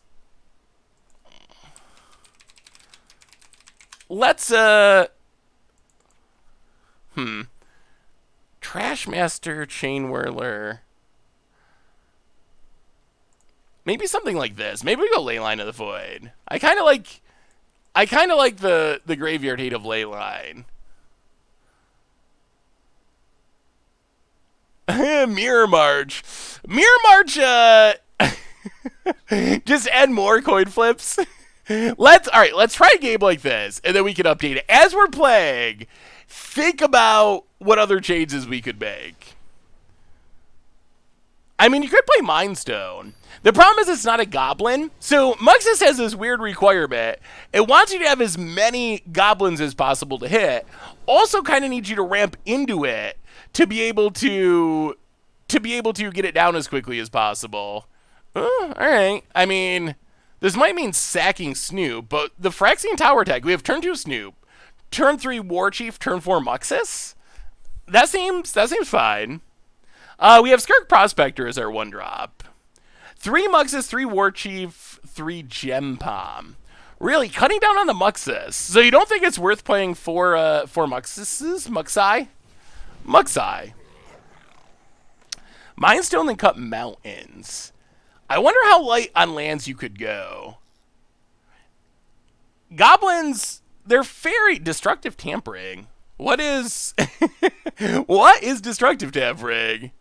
Are we winning? Or we're winning and losing? A little bit of each. A little bit of column A, a little bit of column B. I think overall, if my record keeping is correct, I think we're 3-3. But if I miss something, you can give me the record keeping pun. I've seen a lot of Snoop decks in Modern. Which is a better version? I don't know if anyone's really figured out the best Snoop deck in Modern. The combo is insane. Whether you play like all goblins and backup combos, more of a beatdown plan, Thought Seizes to protect the combo. I haven't seen it coalesce around. Yeah, apparently goblins is not that unique. Apparently everyone's playing goblins. I haven't seen it like coalesce around one build. Hey, Jim! Oh, perfect timing. We're actually goblining. Goblin Master, Mog Monday aficionado, Jim Davis. Thank you for the raid, Jim. Thank you. Definitely appreciate it. Welcome, everyone. We are Muxus-ing? Muxus-ing. Get in, hit ya. Well, next turn we can Muxus if our opponent is not actually dead here from timing out. We're also almost to Mythic, chat. We haven't focused on this at all. We don't get to Mythic all that often. We don't play Arena that much, and then we scrub out and play janky decks a lot. So, actually, for playing a lot of Historic recently, we've slowly just been climbing, and we're like 2 matches away, I think, from hitting Muxus. Hitting Mythic. It's a Muxin. Hey, what's up, Jim? Have you tried this deck yet? This deck's sweet. Sweetish. I mean, as our 3-3 record obviously shows. I don't like Embereth. They're okay when you have extra mana, but I have not activated a Castle Embereth a single time. I could imagine a world where I do activate the Castle Embereth, but I have not activated it one single time playing this deck. Not once. So, it might be that it's not actually fully necessary. Oh, opponent's back. All right, it looks like, yes. Oh, you will be muxed. Yeah, I mean, we're just going for it. Play a lad. Sack Snoop, +2 mana. Muxus, turn 4. Come on. We know there's a chieftain. We know there. Oh, no! We have the absolute worst Muxus luck. Oh, this has happened a lot of times. Again! How is that possible so consistently? Chaos Engineer, welcome to the Fishbowl. Thank you so much for your subscription. Big scripture for you. We're like 50% to hit one creature with Muxus. Like, it keeps happening again and again and again. Oh, opponent doing their thing. 1, 2, 3, 4, 5. So they can't Muxus. So I think we still win, but wow, we have the worst. Just the worst Muxus luck. We have had one really good one. We've had one good Muxus. We've had a few, like, mediocre, or I guess average, probably, Muxuses. And then we've had 2 or 3 stone whiffs. I think we've had 2 1-creature Muxuses, and, like, a couple of 2-creature Muxuses. About 350! Welcome to the Fishbowl. Oh, we need the Goblin Sleeve? You might be right. We might actually need... How many lands do you think it should play? Yeah, Rabble Master's not in Historic. About 350 for the 1-year resub. Welcome back to the Fishbowl. Big super cheer for you. Thank you. Opponent. Going to Matron. Opponent's thinking through how they could win, but I don't think any of this matters. Because I think just, like, Snoop, Krenko, I kind of like the Phyrexian Tower. The Phyrexian Tower was good there. Opponent gets Krenko. Sacks their board, plays a Krenko. Oh, opponent. Go down to 22. So we have 2 Phyrexian Towers, which are a bit risky. Let's just... Matron. Yeah, let's just Matron. Matron, Muxus, Krenko, win. We don't even actually get to cast Muxus, but Muxus, Castle on Breath, Krenko. Krenko, makes the gobos, and kill you. Boy, Krenko's pretty good in this deck. Krenko is, like, actually legit. Yeah, the bot post eclipse is kind of obnoxious, especially when I usually use a clip tool to rewind to something that may have been tabbed out of. Yeah, I could, if that's, maybe we'll do a poll on it at some point. If you don't like the bot clip thing, that is something we could change in the future. Well, that was good. We out-Muxus on that one, and now we get to try out our new sideboard. Red Cap Melees seem excellent in this matchup. We can bring in another Chain Whirler. We can go down, I think, Ringleaders? Maybe, let's try going down a land. Let's try 23 lands and see how that goes. I don't know, I think that's on edge. Instigator actually feels a little sketchy in this matchup. Because the Instigator is going to get hit by opposing Chain Whirlers. So actually, let's sideboard that out and try to play around it. Honestly, I want 4th Krenko. Yeah, we had 3, and then as we were doing some updates, people said we should go for 2, but it does seem really good. Siege King is bad. You think Siege King is bad even as a one-of? You mentioned Elves is not good in Historic. Why? So that's just been my experience. We played Elves on the very first stream with Jumpstart cards. So we played Elves, and I don't think we won a game with them.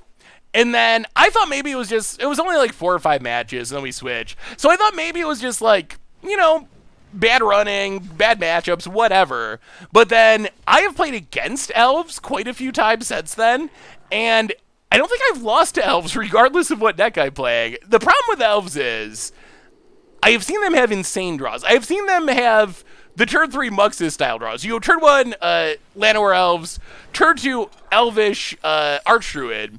Turn 3, you just Dwynen's Elite, cast your entire hand, and then the next turn you're Crater Hoofing, and it's absurd. So it can get these absolutely just bonkers draws. On the other hand,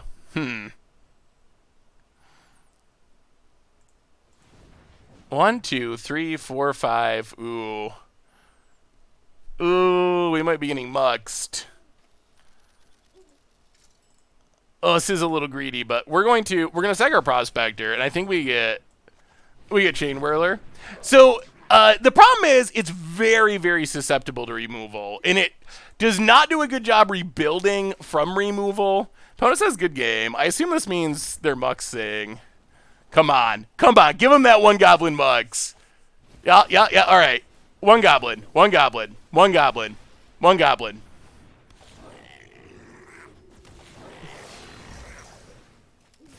No, all right. Yeah. I was really hoping our opponent would whiff because they did the early GG things and it would have been deserved, but all right. That is a whole next level of being ballsy with the early GGs when you know your card that you're sacking your board for is Muxus, and you could hit 0 goblins or 1 goblins if we've seen. That is next level early GGing. No fear at all from our opponent. I think that was turn 4. Although you can do that on turn 3 with the best draws of the deck. Yeah, we have had some. I don't think we've hit 0, but we've had at least 2, 1 Skirk Prospector Muxuses. Yeah, the early GGs drives me crazy too. Not a huge fan of the early GGing. And it's definitely risky if you're playing a high variance card like Muxus as your payoff. Well, we will continue to draw lands. We will go to combat. We will attack. We're actually pretty fine with this trade because we can tutor up another one if our opponent takes it. This is Wyatt Darby's list. Alright, opponent, yeah. We'll pass. Can't really do anything. Let me see. Cornelius. Booted. Combat. Gets in. Hits us. Cycles an Incinerator. Sure.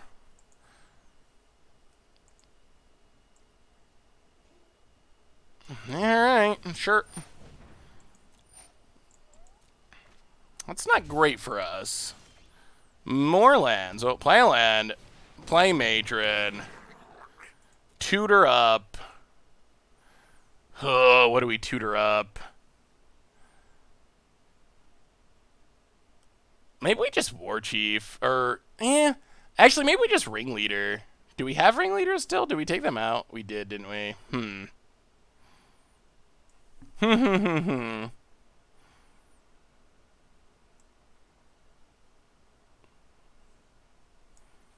Alright. Well, take Chain Whirler, hope they don't just play a Lord. That would be bad. Yeah, we sideboarded out the Ringleaders, so that's not an option. Land. There's not that many Lords to fizzle our Chain Whirler. And about it.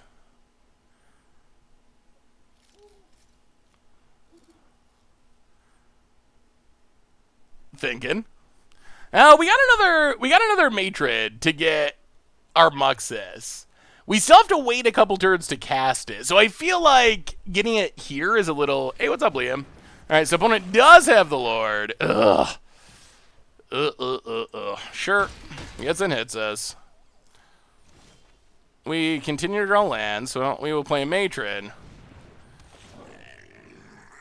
Matron up a Muxus that we gotta wait 2 turns to cast. Pass the turn. We probably lose because of this Chieftain now. Opponent plays a land. Brutal. We do not have a Lord, so opponent's Chain Whirler does good things. Yeah, looking bad, looking bad. We take a billion down to 6. And... Ooh, Red Cat Melee is a draw. Chain Whirler. Melee. Oh, that is a draw that helps us. Prospector dies. Pass the turn. Muxus in hand. Come on, Muxus. Come on, Muxus. Come on, Muxus. About it. They know it's coming. Is it going to be good to us?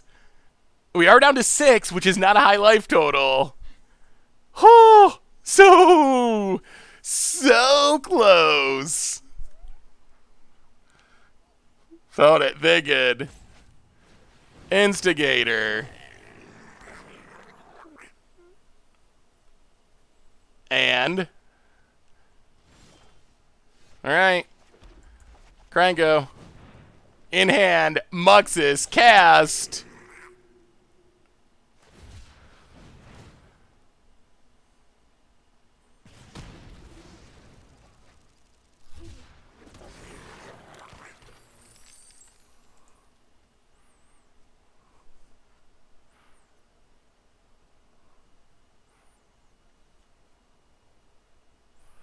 Oh, Gem Bomb is old school, so it triggers on all the goblins? Ugh. Alright, I was trying to figure out why her things died. I was like, what? There's only 3, but... Alright, we're alive for now. We got the Lords. We got a Krenko in hand. That was a decent Muxus. It was decent. Yeah, that makes sense. Incinerator's old. Yeah, I was what? So, Incinerator cycles to deal damage to something equal to the number of goblins on the battlefield. So it counts all... Oh, that's good. So it counts all our goblins, too. Well, Krenko, pump them. Can we win right now? We kill this. 1, 2... So we have 15. 18. Opponent has, yeah. All right, so we will kill Chain Whirler. And swing with everything, and whoo, Muxus got it done. It got it done.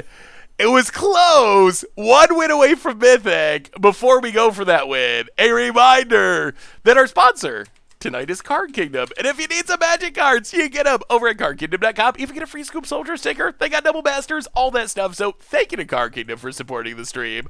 That was a good Muxus. Yeah, Muxus is so good. I mean, you do need a little luck, which we've learned. If you're not a little lucky, Muxus doesn't help you, but the average, like, if you look at the deck, let's actually pull up this deck list real quick. If you look at our deck, well, let's actually, this is a real use of the hypergeometric calculator, the non-salty use. This is where the hypergeometric calculator is so valuable. So we have 24 lands, 4 Muxuses. That means we have 32 cards we can hit. So let's say we have 60 cards in our deck. We have 32 successes in our population. Our sample size is 6, how deep Muxus goes. What are odds of hitting 6? So 1.8% of the time, we will hit all 6. What are odds of hitting 1? We will hit 1 6% of the time. So not very often will we hit 1. 0, I assume, is... yeah, that is almost impossible. 7 out of every 1,000 games. What is the most common outcome? 3 will be 32% of the time. 4, 27% of the time. 2, 20% of the time.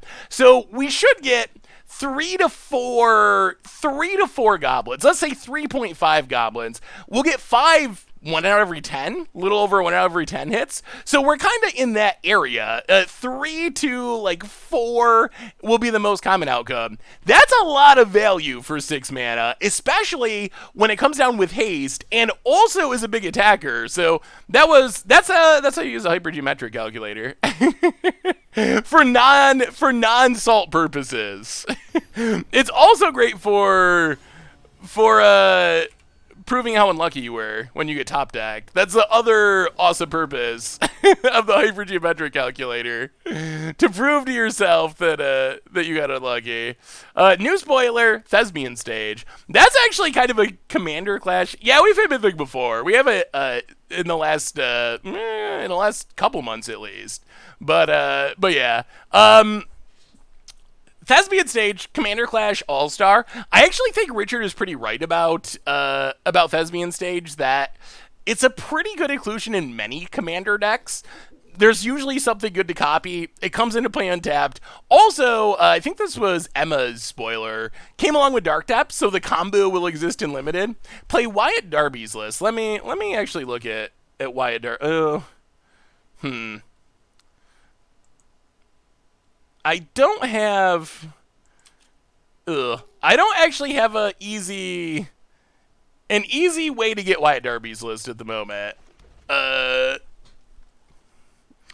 used to have a copy of Fielded Dead and DD. Ooh. Were you able to record Commander Clash, or was it too buggy? So, I believe that what's going to happen... I feel like my luck at opening packs might be slightly better than my luck at winning coin flips with, like, Mirror March. So I think what's going to happen, unfortunately, with Commander Clash this week is I'm pretty sure we're going to have to push back viewer-submitted episode. We tried to record last week, the viewer-submitted episode, to put it up this Friday, and Moto just would not have it. It would not have any of it. So because of that, I think that what's going to happen is there's most likely going to be no Commander Clash episode this week. But then, we do want the land.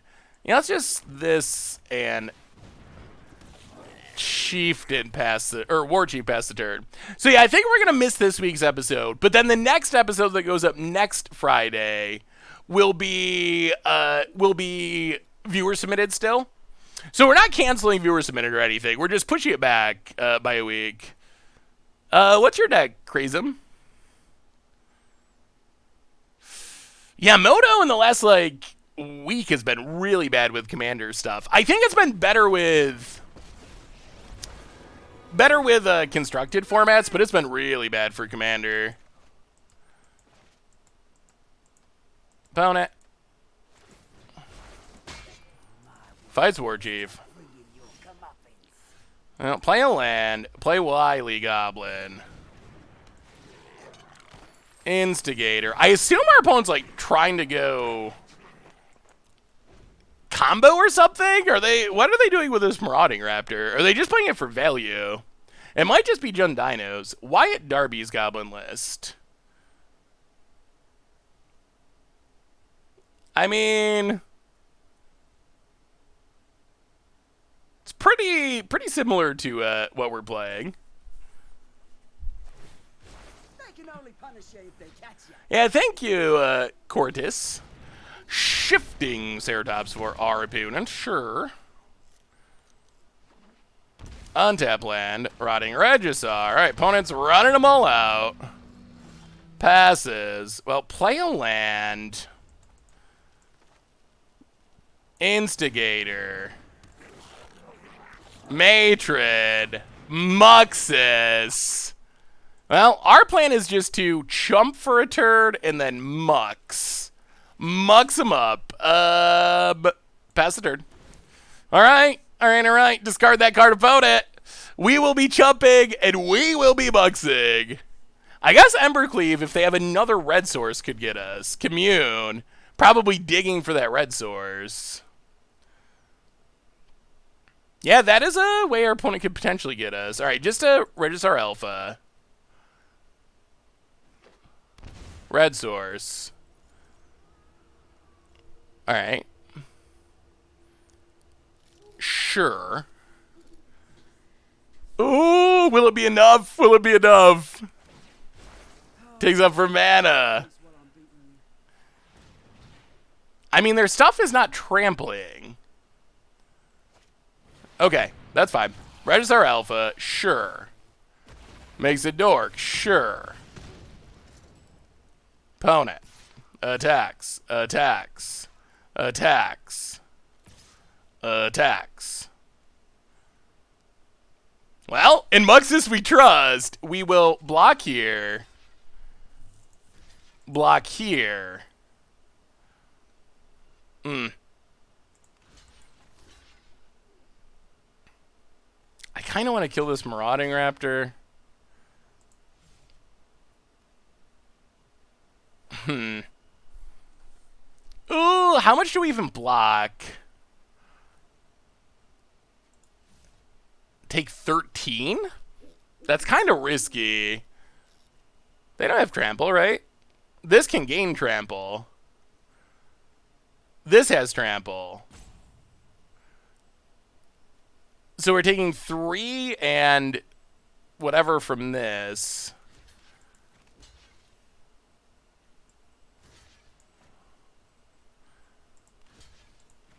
All right, 1, 2, 3. I think that's fine. Block, block, block, block. Trust in the Mux, trust in the Mux. So stuff dies. Oh, we know we're getting a matron at least. Play Muxus. Here it comes. How many do we get? Oh! Oh, is that 6? Is that the full 6? Is that the 1.8% or 1, 2, 3, 4, 5, 6? That's it. That's it. That's it. I think that's the only time that'll happen this entire stream. Mathematically. We just calculated it. Oh, that was good. An opponent wants no peace. Well, that's the good side of Muxing. When you Mux around, sometimes Muxus just absolutely sticks it to you. Other times, it just wins the game on the spot when it comes down. That was max Mux. Mux to the max. YouTubers should do a vintage cube stream on Friday to make up for no commander clash. Ooh, that would be fun to do a vintage cube again with Tober at some point. End of the stream, you want to build a Teferi Ageless Insight deck. Ooh,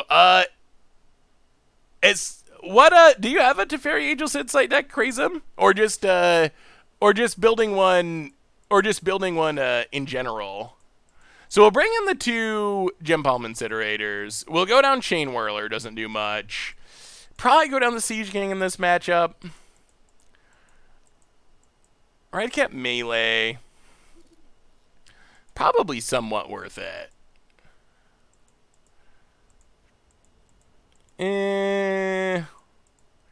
Redcap Melee in... Yeah, let's try it like that. Something like that. I've been testing Gobos a lot and had the most success with this build. Ooh, let me see Sideward. Yeah, that's why I'm a little, like...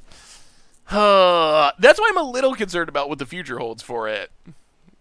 I think the upside is... I think Holy Diva, pointed this out on Twitter, which I think is a legit point. Winota had a better backup plan when you didn't have the combo than Goblins. As a beatdown deck, with the current builds of Goblins at least, they're kind of medium in the non-Muxus games, so that might be a reason, but the explosiveness of what Muxus can do, it is kind of like Winota, and Winota ended up getting banned. Any word on whose decks got chosen? I don't think I could give away the decks that got chosen yet, Doug. Soon, when the episode comes out, all will be revealed. We got a ton of submissions. It was amazing. I think we had well over 100 submissions. I think this might be the most submissions that we've ever had for a Commander Clash. Hey, Seth, I'm having a rough time lately. Just wanted to say thanks for the stream and giving us all the positive way to distract ourselves. Oh, I'm sorry. Well, thank you for the kind words, but I'm sorry, Flex. Hopefully all gets better for you. It's definitely been a crazy time all around. I don't know. Do any of you remember I know, Doug. Soon. Do any of you remember a year that's been as weird as 2020? Just, like, in every way? I really can't. Like, ugh, this thing's huge. I'm probably going to Ember Queen out, so I'm going to die. Mux is what we need. 1, 2, 3, 4.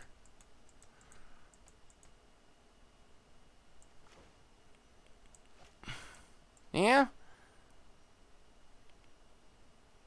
Alright, Pain Matron. I mean, I remember last year thinking, wow, 2019 is pretty crazy. And 2020, whew, way crazier. way more. I don't even know what you want to tutor up. 1, 2, 3, 4. I think we just take more Muxuses. Take another Mux. Pass the turn. No attacks. Opponent's got to start discarding. Grandparents said 1946. Okay. I was not around in 1946. So that's probably true. Yeah, let's just chump.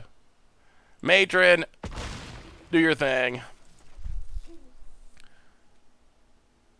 Hindsight is 2020 indeed.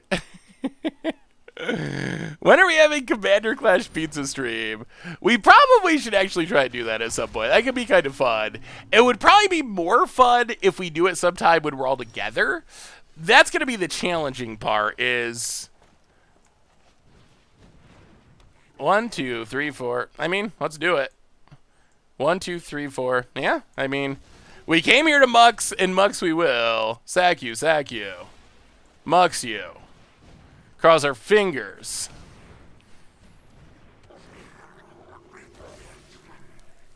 Oh, the Mux giveth and the Mux taketh away.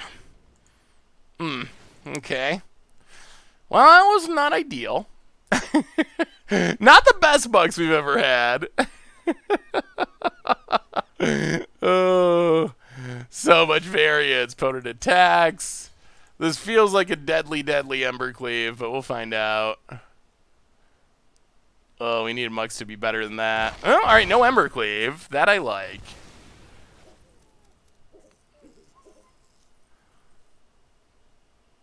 Oh, how do we... Ripjaw Raptor.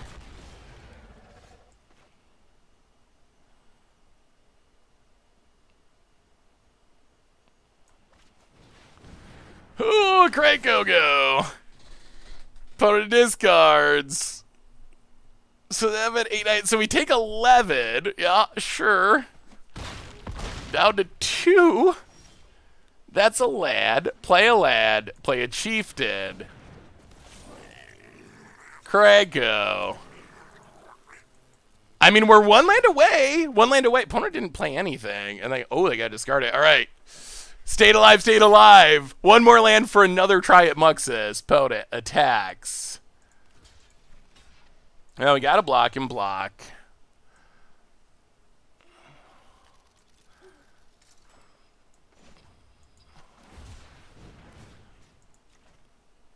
Cycle. Hit Regisar. Draw the lad. Okay. Okay, Mux number 2. Mux number 2. Come on. Come on. Can we Mux it to Mythic? Another Regisar. It can't be as bad as the first one. It can't. And we have a Krenko on the battlefield. Muxus. The Grande. Oh, that's a good one. That's a good one. That's a real good one. Yes, we will search for a Goblin card. It'll be another Muxus in case it gets to it. And opponent scoops it up, and we are Goblining and Muxing. Up to Mythic, right? Yeah. All right. We did it. We did it. We did it. We weren't even really, we never tried to make Mythic, but we just kind of played a lot of Historic, and our Historic decks with Jumpstart, even though we've mostly been playing new Jumpstart cards, have been good enough that we slowly got there. So that was sweet. Ooh, yeah, all right, Mythic away, Mythic away. The power of the Mux, and I feel like our changes have been decent. We can look. What do you think of? I mean, Mythic is sweet. What do you think of this build? So this is a build that someone sent in from Wyatt Darby. This one, the big changes, I mean, little sideboard changes. -1 Muxus, +1 Ringleader, -2 Chieftain, -2 Chieftain, which is weird. Isn't Chieftain, and then plus a bunch of Gem Palm Incinerators. I wonder if that's better. I wonder if Gem Palm is necessary in the main deck.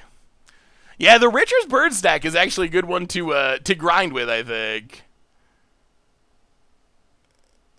Oh, can't play any budget decks on Arena sucks. So the problem with budget decks on Arena is the economy is. So it's really funny. It's really, really funny. Shizer, welcome to the Fish Bowl for the 18th month. Thank you for your subscription. Welcome to the Fish Bowl. Big soup cheer for you. Thank you, thank you, thank you.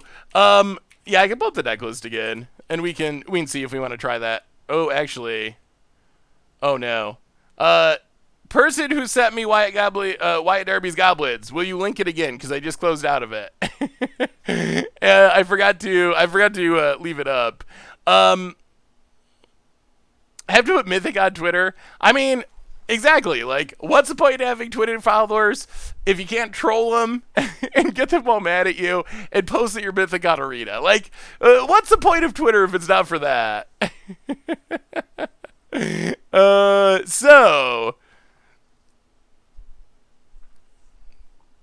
Oh, what were we talking about? I feel like we were talking about for something. Oh, Arena economy. Yeah, so Arena, the economy, and I could go on a huge rant. I made videos about it. We've talked about it a lot. There's a lot of things I dislike about the economy.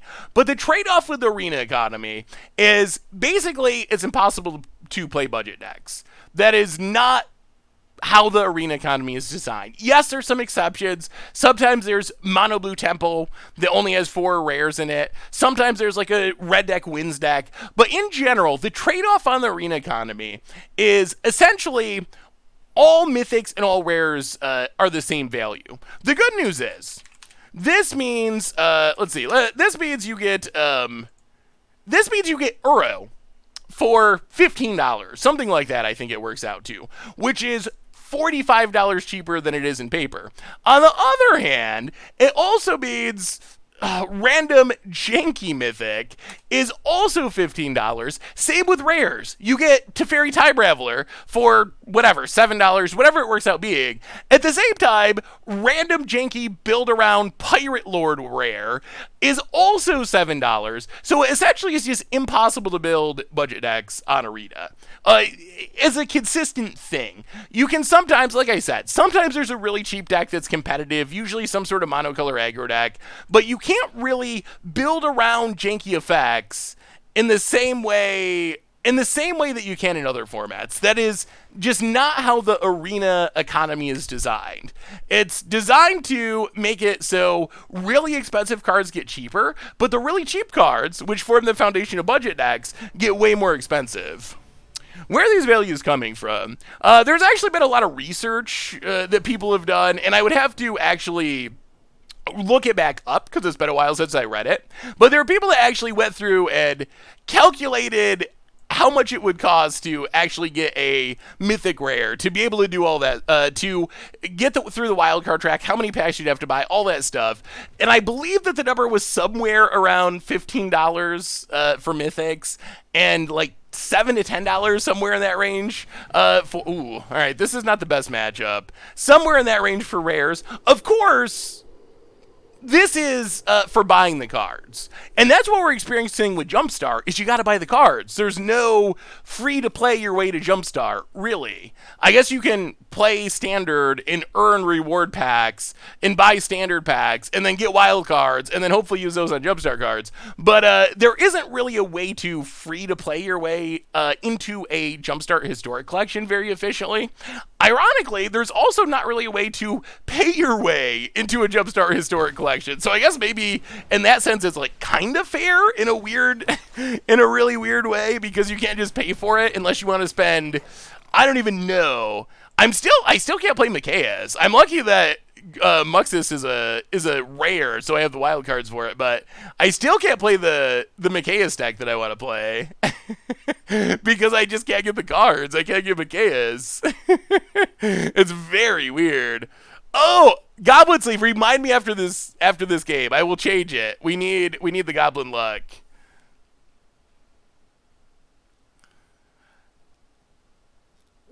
I love that Arena has a free-to-play mode. I think that was one of the biggest complaints that people had.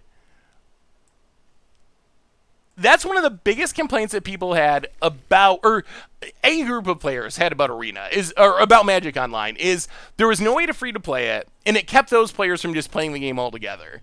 So I'm very thankful that Arena has that option, because there was a group of players that was just not getting served by Magic Online because they didn't want to or couldn't afford to play it.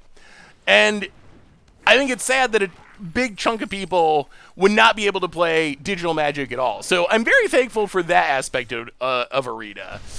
But it still blows my mind that they didn't put any sort of dusting into Arena. I remember when Arena was announced, we just assumed it would, because every similar game that was doing what Arena was doing, that was just the standard. That's how those games work. So there wasn't even like a conversation. I remember the conversations we were having were like, oh, what will the dusting rates be? How many of your rares or mythics will you have to get rid of to get the one rare mythic of your choice? It didn't even cross our minds when we were like writing articles and talking about it that there was a chance that they wouldn't have dusting, because that's just so shockingly outside of the norm. So yeah, that's still, I don't know, we'll see. And now we're seeing the ramifications of that, which is the sad part. That choice that they made 3 years ago or whatever to not have any collection management, now we see these ramifications coming again and again. We see people, Woe Strider, one of the classic examples, people opening more Woe Striders after they got a playset, complaining about it, not getting any value out of it. We see people not being able to play Jumpstart cards in Historic. So that choice they made a long time ago is now, I don't know, the seeds that they sowed with that choice are now bearing fruit, and I don't think it's a fruit that everyone is happy with. I lost a mythic wild card when I was trying to redeem a Circle of Loyalty. Ugh. Ooh, that was a decent one. Not bad. Not bad at all. 1, 2. Do we just win here? Is this is pretty close to the dream. Sack the treasure. Krenko. Double them up. 6/2/2's coming at you. And that's how you beat the sack deck. You just go absolutely, absolutely crazy. Oh, I think we do 1, 2. This adds more power. So sack. Sack. I mean, this is like a combo deck. We're like comboing off. Chieftain. Pump them all more. And swing at your face. Kill ya. Sorry, Woe Strider. Woo! What's your opinion on the reserve list? I personally think they could reprint the cards to the point and it wouldn't affect the alpha prices. Just like Alpha Birds of Paradise, for example, 2.5K. Other recent birds are like $2. Would be similar experience across the board. So, I believe the reserve list should go away. But I think it's a little more complicated than that. I would want the reserve list to go away tomorrow. I think at the time, I think it was probably necessary, but it's not necessary 20 years. Like, Chronicles almost killed the game. Wizards had to make sure people kept playing. Maybe they had to do the reserve list back at that point, but it definitely isn't still necessary today. So I would love to see it go away. On the other hand, I think it does depend a little bit on the cards. I agree that, like, Alpha, Beta, Arabian Nights, Antiquities, like that era, the first couple of years of Magic card sets. Hey, what's up, Doggamyth? The reserve list doesn't matter to those. You could reprint Black Lotus, Birds of Paradise, Bazaar Baghdad, and the originals are still going to be really expensive. They might even increase in value. So it wouldn't hurt those cards at all. On the other hand, what you would see is like the later reserve list cards. I think there would be a big issue with like Urza Saga, like kind of the tail end.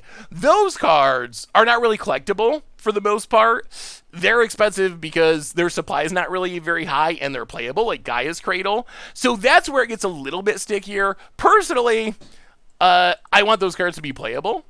And maybe I'm a little biased because it's not like I have a big collection of them. So to me, I don't think that's a super legitimate concern. Maybe to someone that has a huge collection of those cards, they would feel differently. But personally, I would like to see it go away. But I do think some of the tail end reserve list cards would end up dropping in price quite a bit. Whether or not that's a good thing or a bad thing, that kind of remains to be seen to some extent. And probably depends on like your personal collection and how much money you have into it and all that kind of stuff. But yeah, I would love to see the reserve list go away. But like I said, I do think it was important at the time. Whether or not it had to be like the exact words, I don't know, but hey, thank you, buddy. The reserve list used to say those are the most broken and weird cards. I mean, I guess the other side of the coin is, if you look at the reserve list, it actually is a pretty small group of cards that's actually playable. It's really like, there's a handful of commander cards, Gaia's Cradle probably being the biggest one. So there's a few cards like that. The original dual lands, there's a few legacy and vintage cards. Lion's Eye Diamond would be a big one. Although I'm not sure how much Wizards cares about legacy and vintage. So really, there's like 50, maybe say 50 cards on the reserve list that I think would actually make a huge impact and greatly benefit players if they could be reprinted. On the other hand, there's like, you know, however many 1,500 cards or something, maybe a little less than that. But whatever the rest of the reserve list is, I don't actually think that those cards are super relevant. Wheel of Fortune's another big one for Commander. That one drives me crazy because we have the $100 rule on Commander Clash, and I refuse to not play Wheel of Fortune, and now it's $200. So I mean, I just keep doing it because there's no. That's one. I heard some finance people talking about Wheel of Fortune, and I'm like, oh, it's fine that it's expensive. There's replacements. Like, you can play. There's a 7-mana dragon that when you deal combat damage, it does the same thing. Like, I don't think that actually. I don't think that actually counts as a replacement. Like, I know you gotta say what you gotta say to feel better about buying out cards, but don't try to sell me on on the 7-mana dragon being the same as Wheel of Fortune. Come on now. Come on now. I mean, I know there's a miracle one, but it's 5 mana. There's a creature one, Magus of the Wheel, but there really isn't a replacement that's very close to it in power level.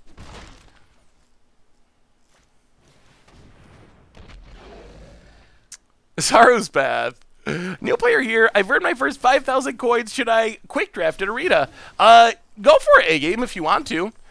Just keep in mind that if you draft, you get to keep the cards. So, oh boy, yeah, this is gonna go poorly. So one of the best ways you can get value out of drafting is to use draft to pick the cards you need. So I would do a draft, but I would try to snag rares that you want for constructed, especially rares in Mythics. The other cards don't matter as much. But if you open a rare that you need for standard, I would pick that over a card that might be a little bit better for your deck, even if you don't end up playing it.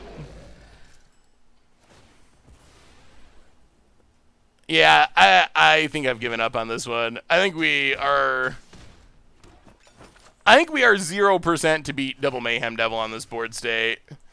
Like, the only reason we're staying in it is, like, in theory, we could draw Muxus and maybe win in one turn. But I don't even think that works, because we're dead this turn, I think. So, we drop to 9. 10, 11, 12. Yeah, alright. Sure. Yeah, now we're definitely dead. Yeah, this is by far the worst matchup for the deck. What happened to the Grazer challenge? Ugh, I still have to complete that. We've got, I've just started doing other things, as far as, like, returning Goat Magic. Now we got spoiler season. I've been doing more, like, opinion videos and stuff, articles. So I've just got busy with other stuff, but thank you for reminding me, because I do need to, finish that up, Ruckus. What do you guys think of the challenge thing? Is that something that you would like to see continuing? I think it's something that would have to, like, if it continues, I think probably slow down a little bit. When we first started, it was like, do one, immediately do another one. I think that maybe it would be something where it would be like one every month or two or something like that, where it's a little bit slower. We did a challenge on how big can you build Arboreal Grazer in Standard. And there were a couple of rules. I'm trying to remember specifically what they are. There's a video of it on the YouTube channel, so if you are interested, you can find it there. But yeah, it was like a challenge for people to do and then submit decks. So I think it would have to be at a slightly slower pace.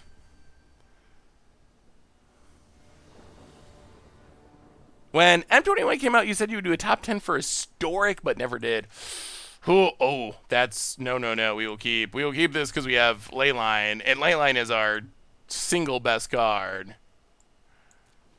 All right, good luck, opponent. Yeah, you're right. We didn't do a top 10 for Historic. I think with that one, I ended up doing like the Brewing article, and I figured that kind of like, and Krim also did like a Brewing article, so I figured that replaced it. But maybe I should have done the actual top 10 as well. Opponent Caraxes. Well, Incinerator away. I imagine our opponent should have a hard time winning through this late line. We'll see. We'll see. Yeah, Muxus Embercleave would be insane. That would win games by itself. Opponent, untap land. And Priest. Witch's Oven. Well, playing a land. Chieftain.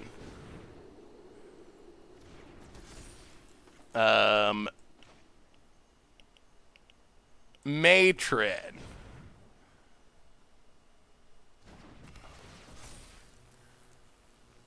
get a... Ooh, what do we get? Let's just Ringleader for now. We know we could cast Ringleader next turn. I don't know if we'll be able to cast Muxus or not. Hit you for 7. There is definitely a chance that Muxus gets bad. That's why I would be slightly hesitant to, if you're pinched on wild cards, to invest heavily in the deck. Because there definitely is a risk. No. Whoa!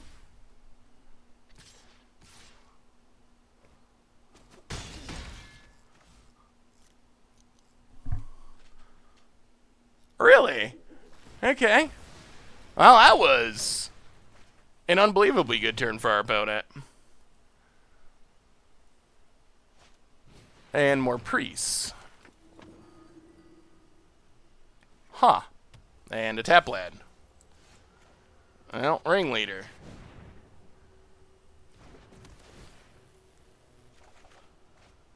That was not bad. Attack you. Opponent. Down to 7.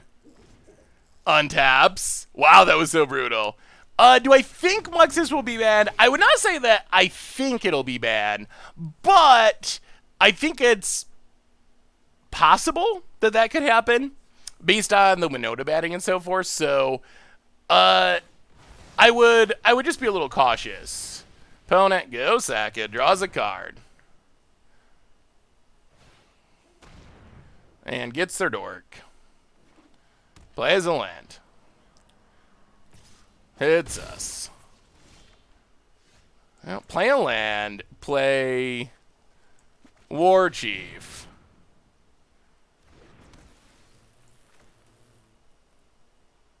Incinerator. Prospector. Hitcha. 2, 3, 4, 5. Is it worth it? Any change you'd make for best of one? I think at best of one you definitely want... I think you definitely probably want a little bit of removal in the main deck, so I think the value of playing Gem Palm Incinerator in the main deck goes up if you're playing best of one.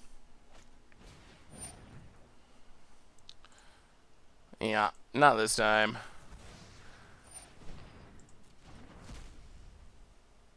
Well fought. An opponent gives up and dies, and the Mythic climb continues. Incinerator keeps confusing me. It got me earlier too. Yeah, the Leyline tech is actually sweet. We have, it's kind of cute. So Leyline, obviously we can mulligan into it, but we also are playing Phyrexian Tower to ramp into Muxus, and Phyrexian Tower just happens to make black, so we can actually hardcast it as well. So it's, even though we're a mono red deck, we actually do have the ability to cast it if it's not our opening hand, which I kind of like that idea. Maybe, so what's confusing you about... I think we want at least one Gem Palm Incinerator in the main deck. What is confusing you about Incinerator?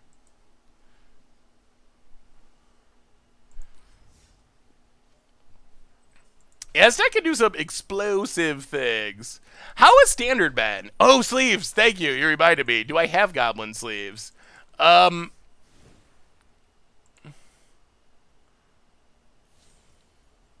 no. Oh, there. Okay, we do. We got the guy. All right. We have the right sleeves for the deck. The flavor is on point. What? Is that just asking me because of the sleeves? All right, there we go. Tiny Bones is coming tomorrow. Tomorrow against the odds. Oh, Goblin Grandee would be insane in Historic. Tomorrow against the odds. Tiny Bones against the odds. And it is sweet. And then after the against the odds goes up. So my general rule is, if something's coming for one of the main series on the YouTube channel, we're going to see the awkwardness of Phyrexian Tower. If the series is coming, on the a deck is coming on the YouTube channel. I try not to play it on stream before it goes on the YouTube channel, but after it's on the YouTube channel, then we are able to do whatever. So we can do some tiny modes in the future. I was very impressed with tiny modes and some of the other cards. The deck is sweet. I think y'all are gonna like the deck. I think this is one that you're gonna like. I'm still trying to figure out.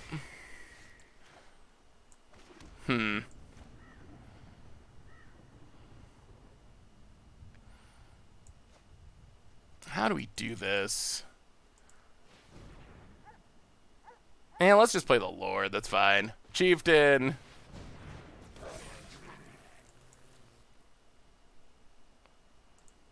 Attack you. Opponent down to 18. How are y'all feeling about Historic? Like, that's the other thing I've been trying to figure out. I hope people don't mind that we're playing a lot of Historic right now. I haven't been feeling Standard too much with the no changes BNR. I definitely have started playing more Modern again. So I expect this summer, the main focus as far as like content and streams and against the odds, most likely going to be a combination of Modern and Historic for me. Because Standard, waiting for rotation, for things to change. Although that doesn't mean we will not play any. Pioneer is the other one that I haven't really played much of recently, but I feel kind of bad about because there are a couple of cool decks. Like, I do want to play the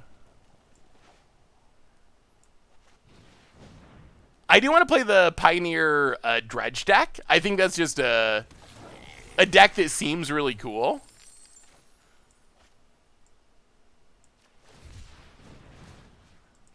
Well, Incinerator value. And I guess we just go janky Goblin Beads.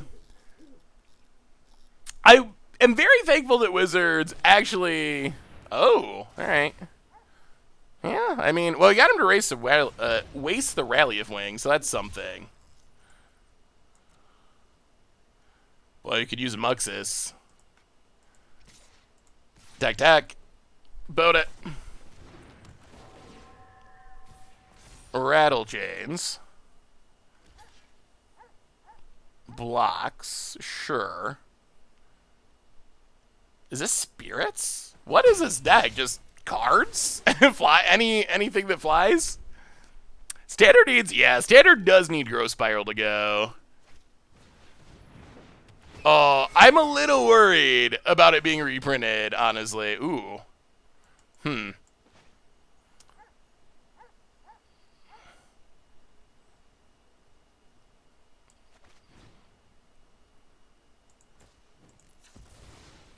Siege Gang seems decent.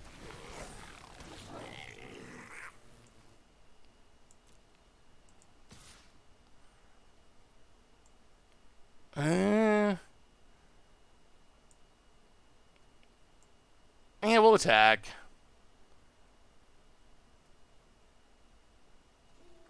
Muxus! We need a Muxus! It's always a Muxus that we need. Yeah, pass the turn. I mean, Paul's out of 13. We can't just start throwing stuff at their face. Yeah, the Taunter combo deck was really fun. Opponent cannot burn its way past the Goblins. This reminds me of the Standard deck we played, essentially. At least that's what it looks like so far. Well, bring in more Incinerators. Go down Siege Gang. Go down a Lord and maybe an Instigator for a Chain Whirler. Run it like that.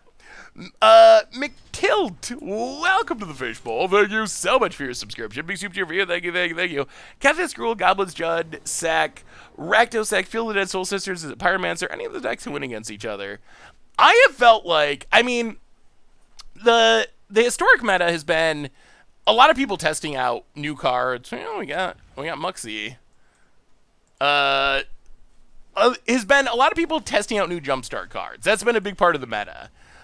So whether or not that stays after Jumpstart kind of wears off and people get used to it, that remains to be seen. But I have felt like the meta is fairly diverse right now. Snoop. Opponent. Oh, this is looking like turn 4 Muxus, perhaps. Shacklegeist. Yeah, hits us. Down to 15. Well, play a land. Instigator.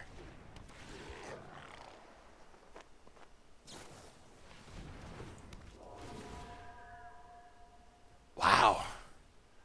So this is like spirits, but I don't have enough spirits to be spirits. I guess spirits are a bit short. Well, we will see what Muxus can do next turn. Opponent's got a really good start here. We definitely want more. We definitely want more chain whirlers and more removal. Well, play a land, see if they got it. Yeah, we gotta go for it. See if they have. If they have Lofty Denial, it's game. Muxus. And they do. All right. 1, 2, 3, 4. We know it's. Yeah. All right. Well, that was a much better draw than our opponent had in game 1. Watch your videos every night and fall asleep to your voice. First time watching you live. Oh, welcome. Wow. All right. So opponent's got. Yeah. Now we're definitely dead. Thank you so much, Larzix. Oh, we are Muxus-ing. We'll bring in another Chain Whirler. Redcap melee is pretty painful. I don't think we want a melee. That seems rough. Alright. Bring in as much removal as we can. We get to be able to play. That's very much like the standard budget Magic deck. Not sure if anyone's asked this question before, but why not play Call the Death Dweller? So, yeah, well, keep on mulliganing. So Call the Death Dweller. This is a very medium hand. So Call the Death Dweller, it is a card that's very powerful, but I feel like our deck would need to change a lot. We're only playing a single Chain Whirler in our main deck as a tutor target. So I think the main power of Call the Death Dweller is the combo with Chain Whirler to Wrath the board. So I feel like we would need to change our deck to maximize our Chain Whirlers, and that would mean cutting other stuff. So I like it, but I feel like it would take a pretty major rebuild to actually make it good. That's the disadvantage of having 2-hour Commander Clash episodes. I watch them and go to sleep. It takes me all week to watch them.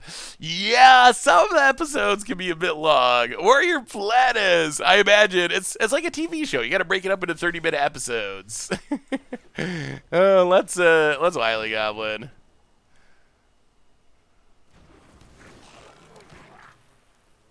And yeah, I guess we just pass.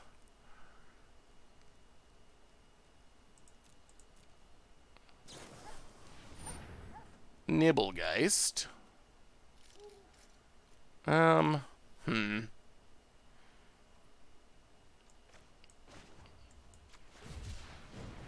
let's kill this. Gem Palm doing its thing uncounterably. Warrior Platypus, how are you tonight? Rattleshades. Not a spirit. Doesn't work. Still dies. We draw a card. Muxus. Oh, goodness. That is Muxus. Yeah. Alright, well, let's see what you got, opponent. Oh, boy. Oh, boy. Opponent.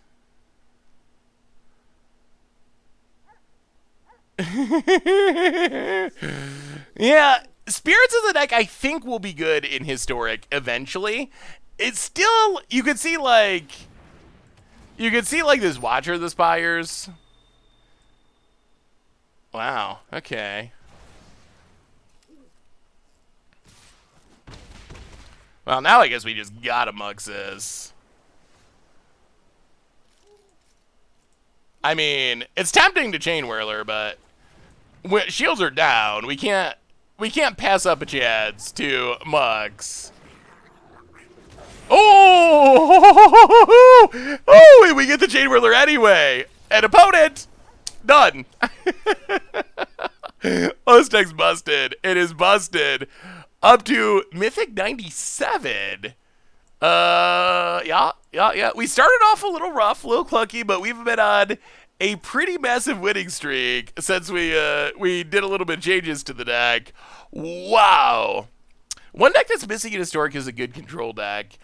I mean, I don't even know if... Yeah, Muxus is. It's so insane. That's why I think it's possible. Not saying it's likely, not calling for it or anything, but just be aware of it. Similar to Winota, it is a card that it could, if it doesn't get beat, could get to the point where it's people are calling for it being banned.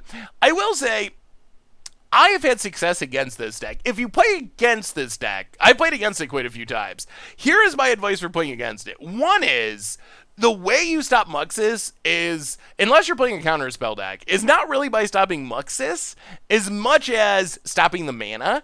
I think killing Skirk Prospector is really key. That's the battle to fight. Is try to like keep your opponent from ritualing out Muxus. Keep your opponent from going crazy with War Chiefs and casting on turn 4 or whatever. That goes a long way. That's one of your best bets. Also, sweepers are very good against the deck. If you can sweep the board. Hopefully you can survive the Muxus, especially if they don't have haste, or if you can kill the haste thing. Not saying it's easy, but I think that's been my technique for playing against the deck, is rather than trying to fight Muxus directly, fight the enablers that let your opponent get Muxus down. Can Muxus combo in Modern? I wish, but Jumpstart is not Modern legal. It is legal in Legacy. Maybe we'll have to do Legacy Goblins. That could be a fun video. Legacy Muxus Goblins. It's probably actually really good. Goblins have at various points been a good deck in Legacy. They also got the infinite combo, same as in Modern. So I could see Legacy Goblins being good. Maybe we'll do a Legacy Goblin video. But yeah, that's been my technique. Very similar to Elves. If you play against Elves, it's the same way. Like, kill the Lords. Oh, they're going to name Muxus. Opponent's got the tech. Kill the Lords. Kill the... Yeah. Opponent knows what's up. Well, let's Matron. Get... I think... Incinerator.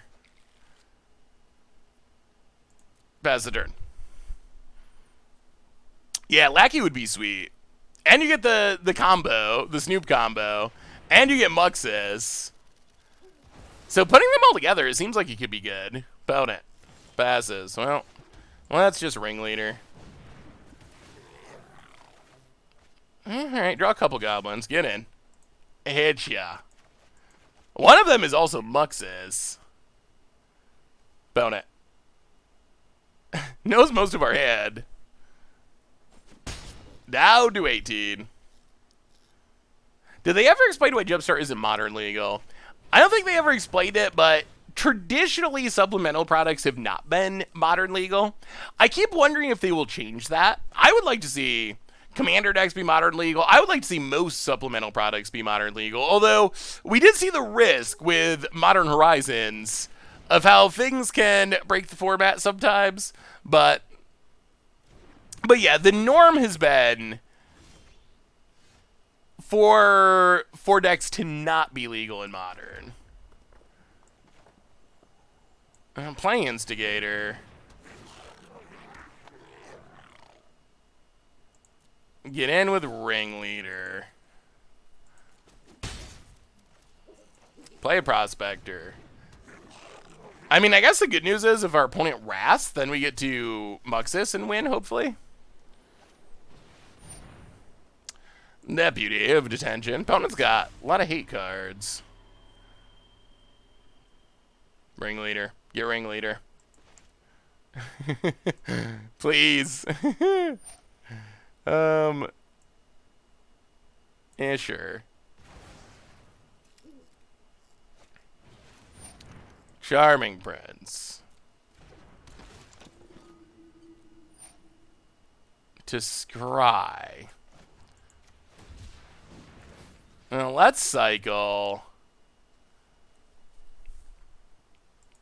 Kill a Meddling Mage. Unfortunately, we don't have much removal in our main deck. Ugh. Alright. Alright. Yeah. Ugh. Muxus getting locked out by these Meddling Mages. To the bottom. Podet passes. Well, Castle Embreth. Go to combat. Attack you.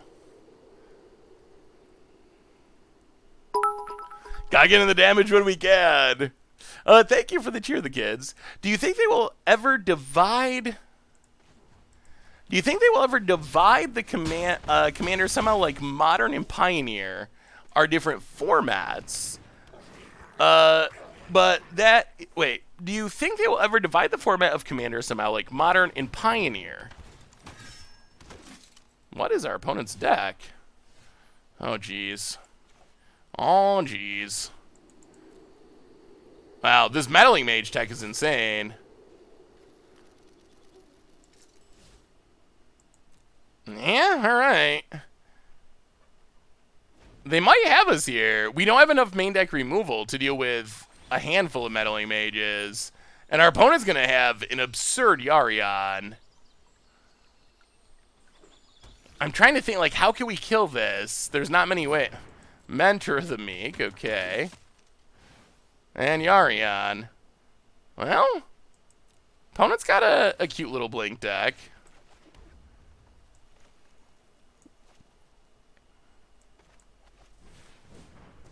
Yeah. Prospector go. Meddling Mage. Maybe that's the tech to beat the Goblin deck. It might be. It seems pretty insane right now. So I don't know. So you mean like have a modern only commander format versus a everything goes commander format? I think I could see a change where there's like a, this is gonna be bad, where there's like a official split of like CDH and commander at some point, maybe.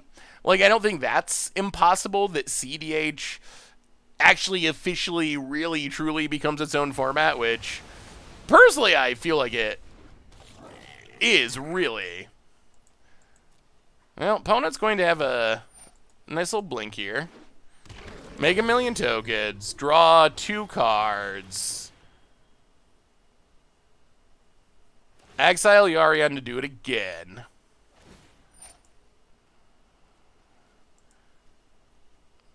Well, sack the Goblin. I mean, if we can draw a way to get rid of this. Draw a way to get rid of this Meddling Mage, we can still win, but it's not looking great. This is going to keep happening. 2 to the bottom. I mean, opponent's deck looks cute.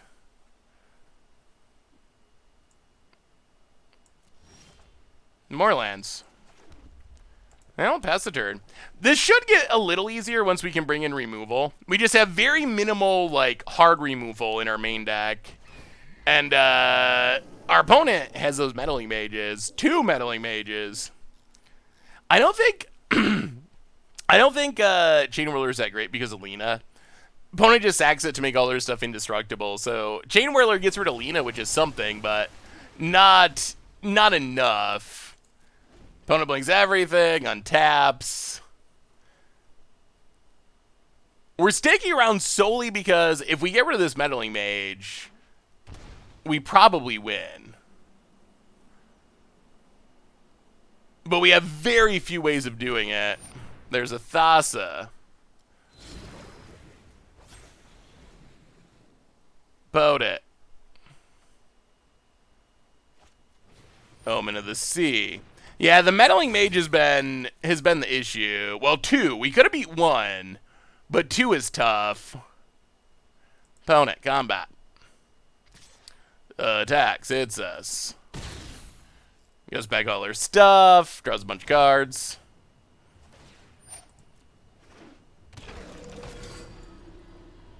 Yeah, so we'll draw one more card, and then we're gonna scoop it up and go to sideboarding. Ugh. Definitely not original Barrows. So opponent's going off.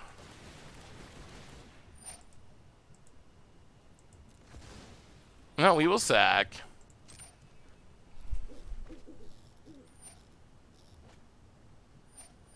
So Law said, what's an historic now? Yeah, stuff keeps changing, which makes it challenging. And it's not going to get easier because we have... They just announced... Well, we know we have Amonkhet Masters coming this month in August. So, like, about a month from now. And then they announced Pioneer Masters was coming this year, too. So there is a ridiculous amount of incoming new cards and new sets. So, going to be hard to track. Oh, maybe? Maybe. Siege Gang.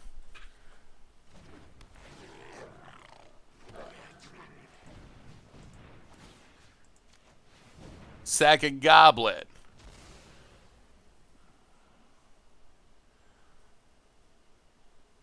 This is going to be tough. Kill the Meddling Mage, hopefully.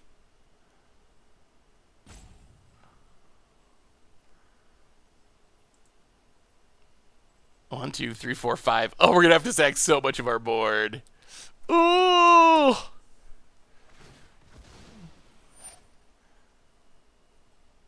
Could we 8 our opponent's face? I didn't think... Well, I didn't actually even consider that we could kill them. 1, 2, 3, 4. 5, 6, 7, 8. 1, 2, 3, 4. Oh, yeah. Yeah, you're right. Maybe we could have just went face. I wasn't thinking that we were anywhere close to killing our opponent, but I think you're right. I think it's too late for that now. 1, 2, 3, 4, 5, 6.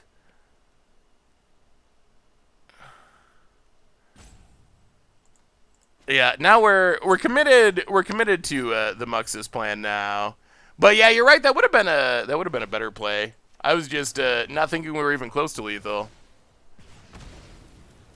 All right, well, kill that. Opponent makes their stuff indestructible.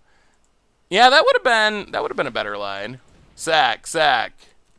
1, 2, 3. We're gonna need a good Muxus. 4. Painful. 5. Gonna have to be a really good Muxus. 6. Muxus. Krenko. 1. 2. Wow. Is there a way this works? Wait, could we be winning? 1, 2, 3. Yeah, I think this works. 4. Siege Gang. Face. Yeah, I mean, this is going to do it. Whoa! Ponent was going off, too. And Ponent scoops it up. Wow! We overcame not calculating the the math and not thinking about it, and we got there. I really want to keep playing Muxus, though. Muxus is so sweet. It's such a hard sell to be like, oh, win the game, Seth. Win the game. Don't just keep Muxusing. Try to win the game. It's not easy to convince me to do that, in all honesty, but we got there. I know what we were doing. That was all part of the plan. We just wanted to like have the spectacular Muxus win rather than the boring direct win. I mean, Goblins, they're pretty good. I mean, we're at Mythic with them, so that's probably a sign that they're pretty good. Although, honestly, it's not like we climbed here with Goblins. We've been playing a bunch of different decks. But his hand can do things if we draw lands. This is a good non-Muxus hand if we just curve out and draw lands. That's a land. All right. Sure. Pass the turn. Build it. I mean, we just beat double Meddling Mage, which is pretty ridiculous that is a thing that actually happened. Okay, can't attack, whatever. Sure. Sure. We're fine with that. About it. Passes. Land and War Chief. Yeah. I think we just want to set up some good Krenkos is probably our #1 goal. Not planning, but just running is the quintessential Goblins. Yeah, we're trying to play the deck the Goblin way. Not thinking through anything. We're just casting stuff and attacking. Charming Prince. Sure. Wow. I think you'd want to blink Flibblethip to draw a card, but... Alright, yeah. Play a land. War Chief. Krenko.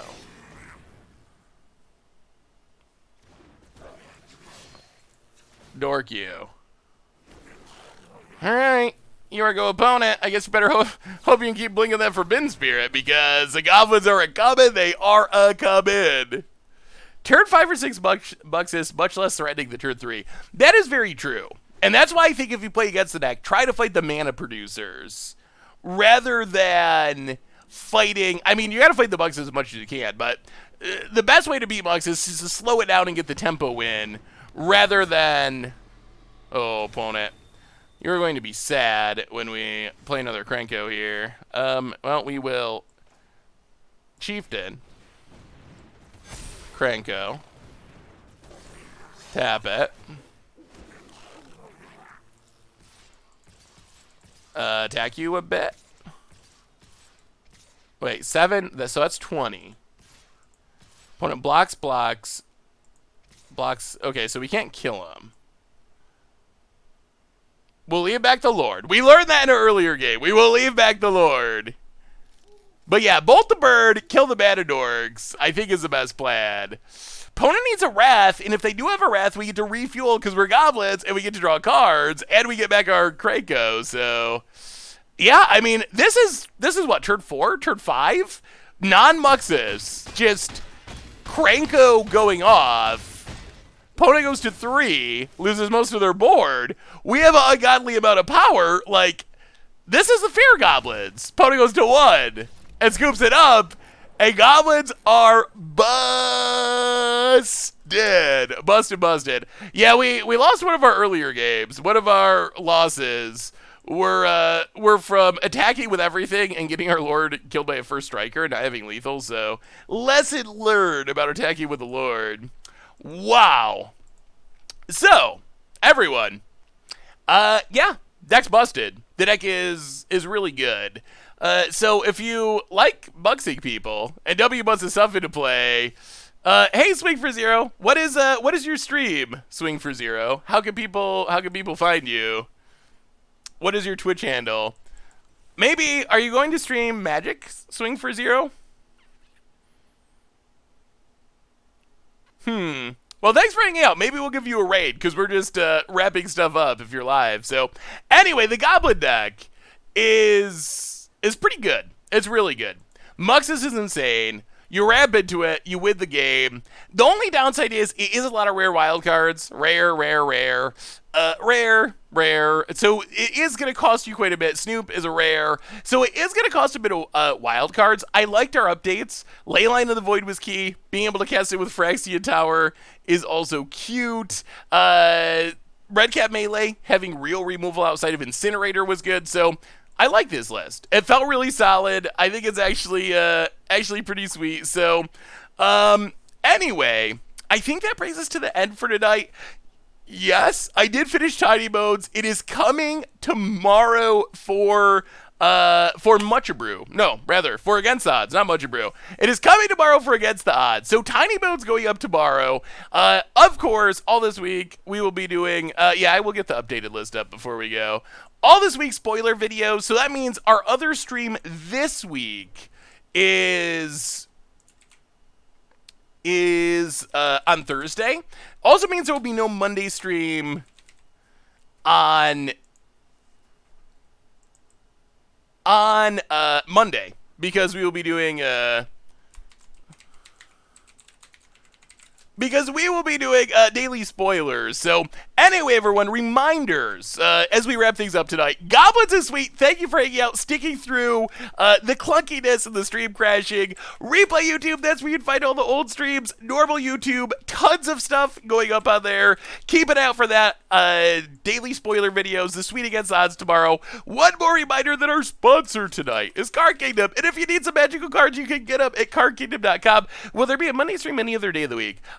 Not for the next 2 weeks. I just have so much extra stuff when I do daily spoiler videos that I just don't have the time to do a third stream. So plan on no unless there's a surprise. But we will be back on Thursday, everyone. I think the raid is in progress already. Thank you so much. Y'all are amazing. I love y'all. We'll have some more fun, play some more Historic, talk some more Double Masters then. So until then, have a wonderful Wednesday. Have a wonderful night. Thank you so much. Seriously, y'all are amazing. You make it so worth it. Have a great night. I'll see you Thursday, and I will talk to you soon.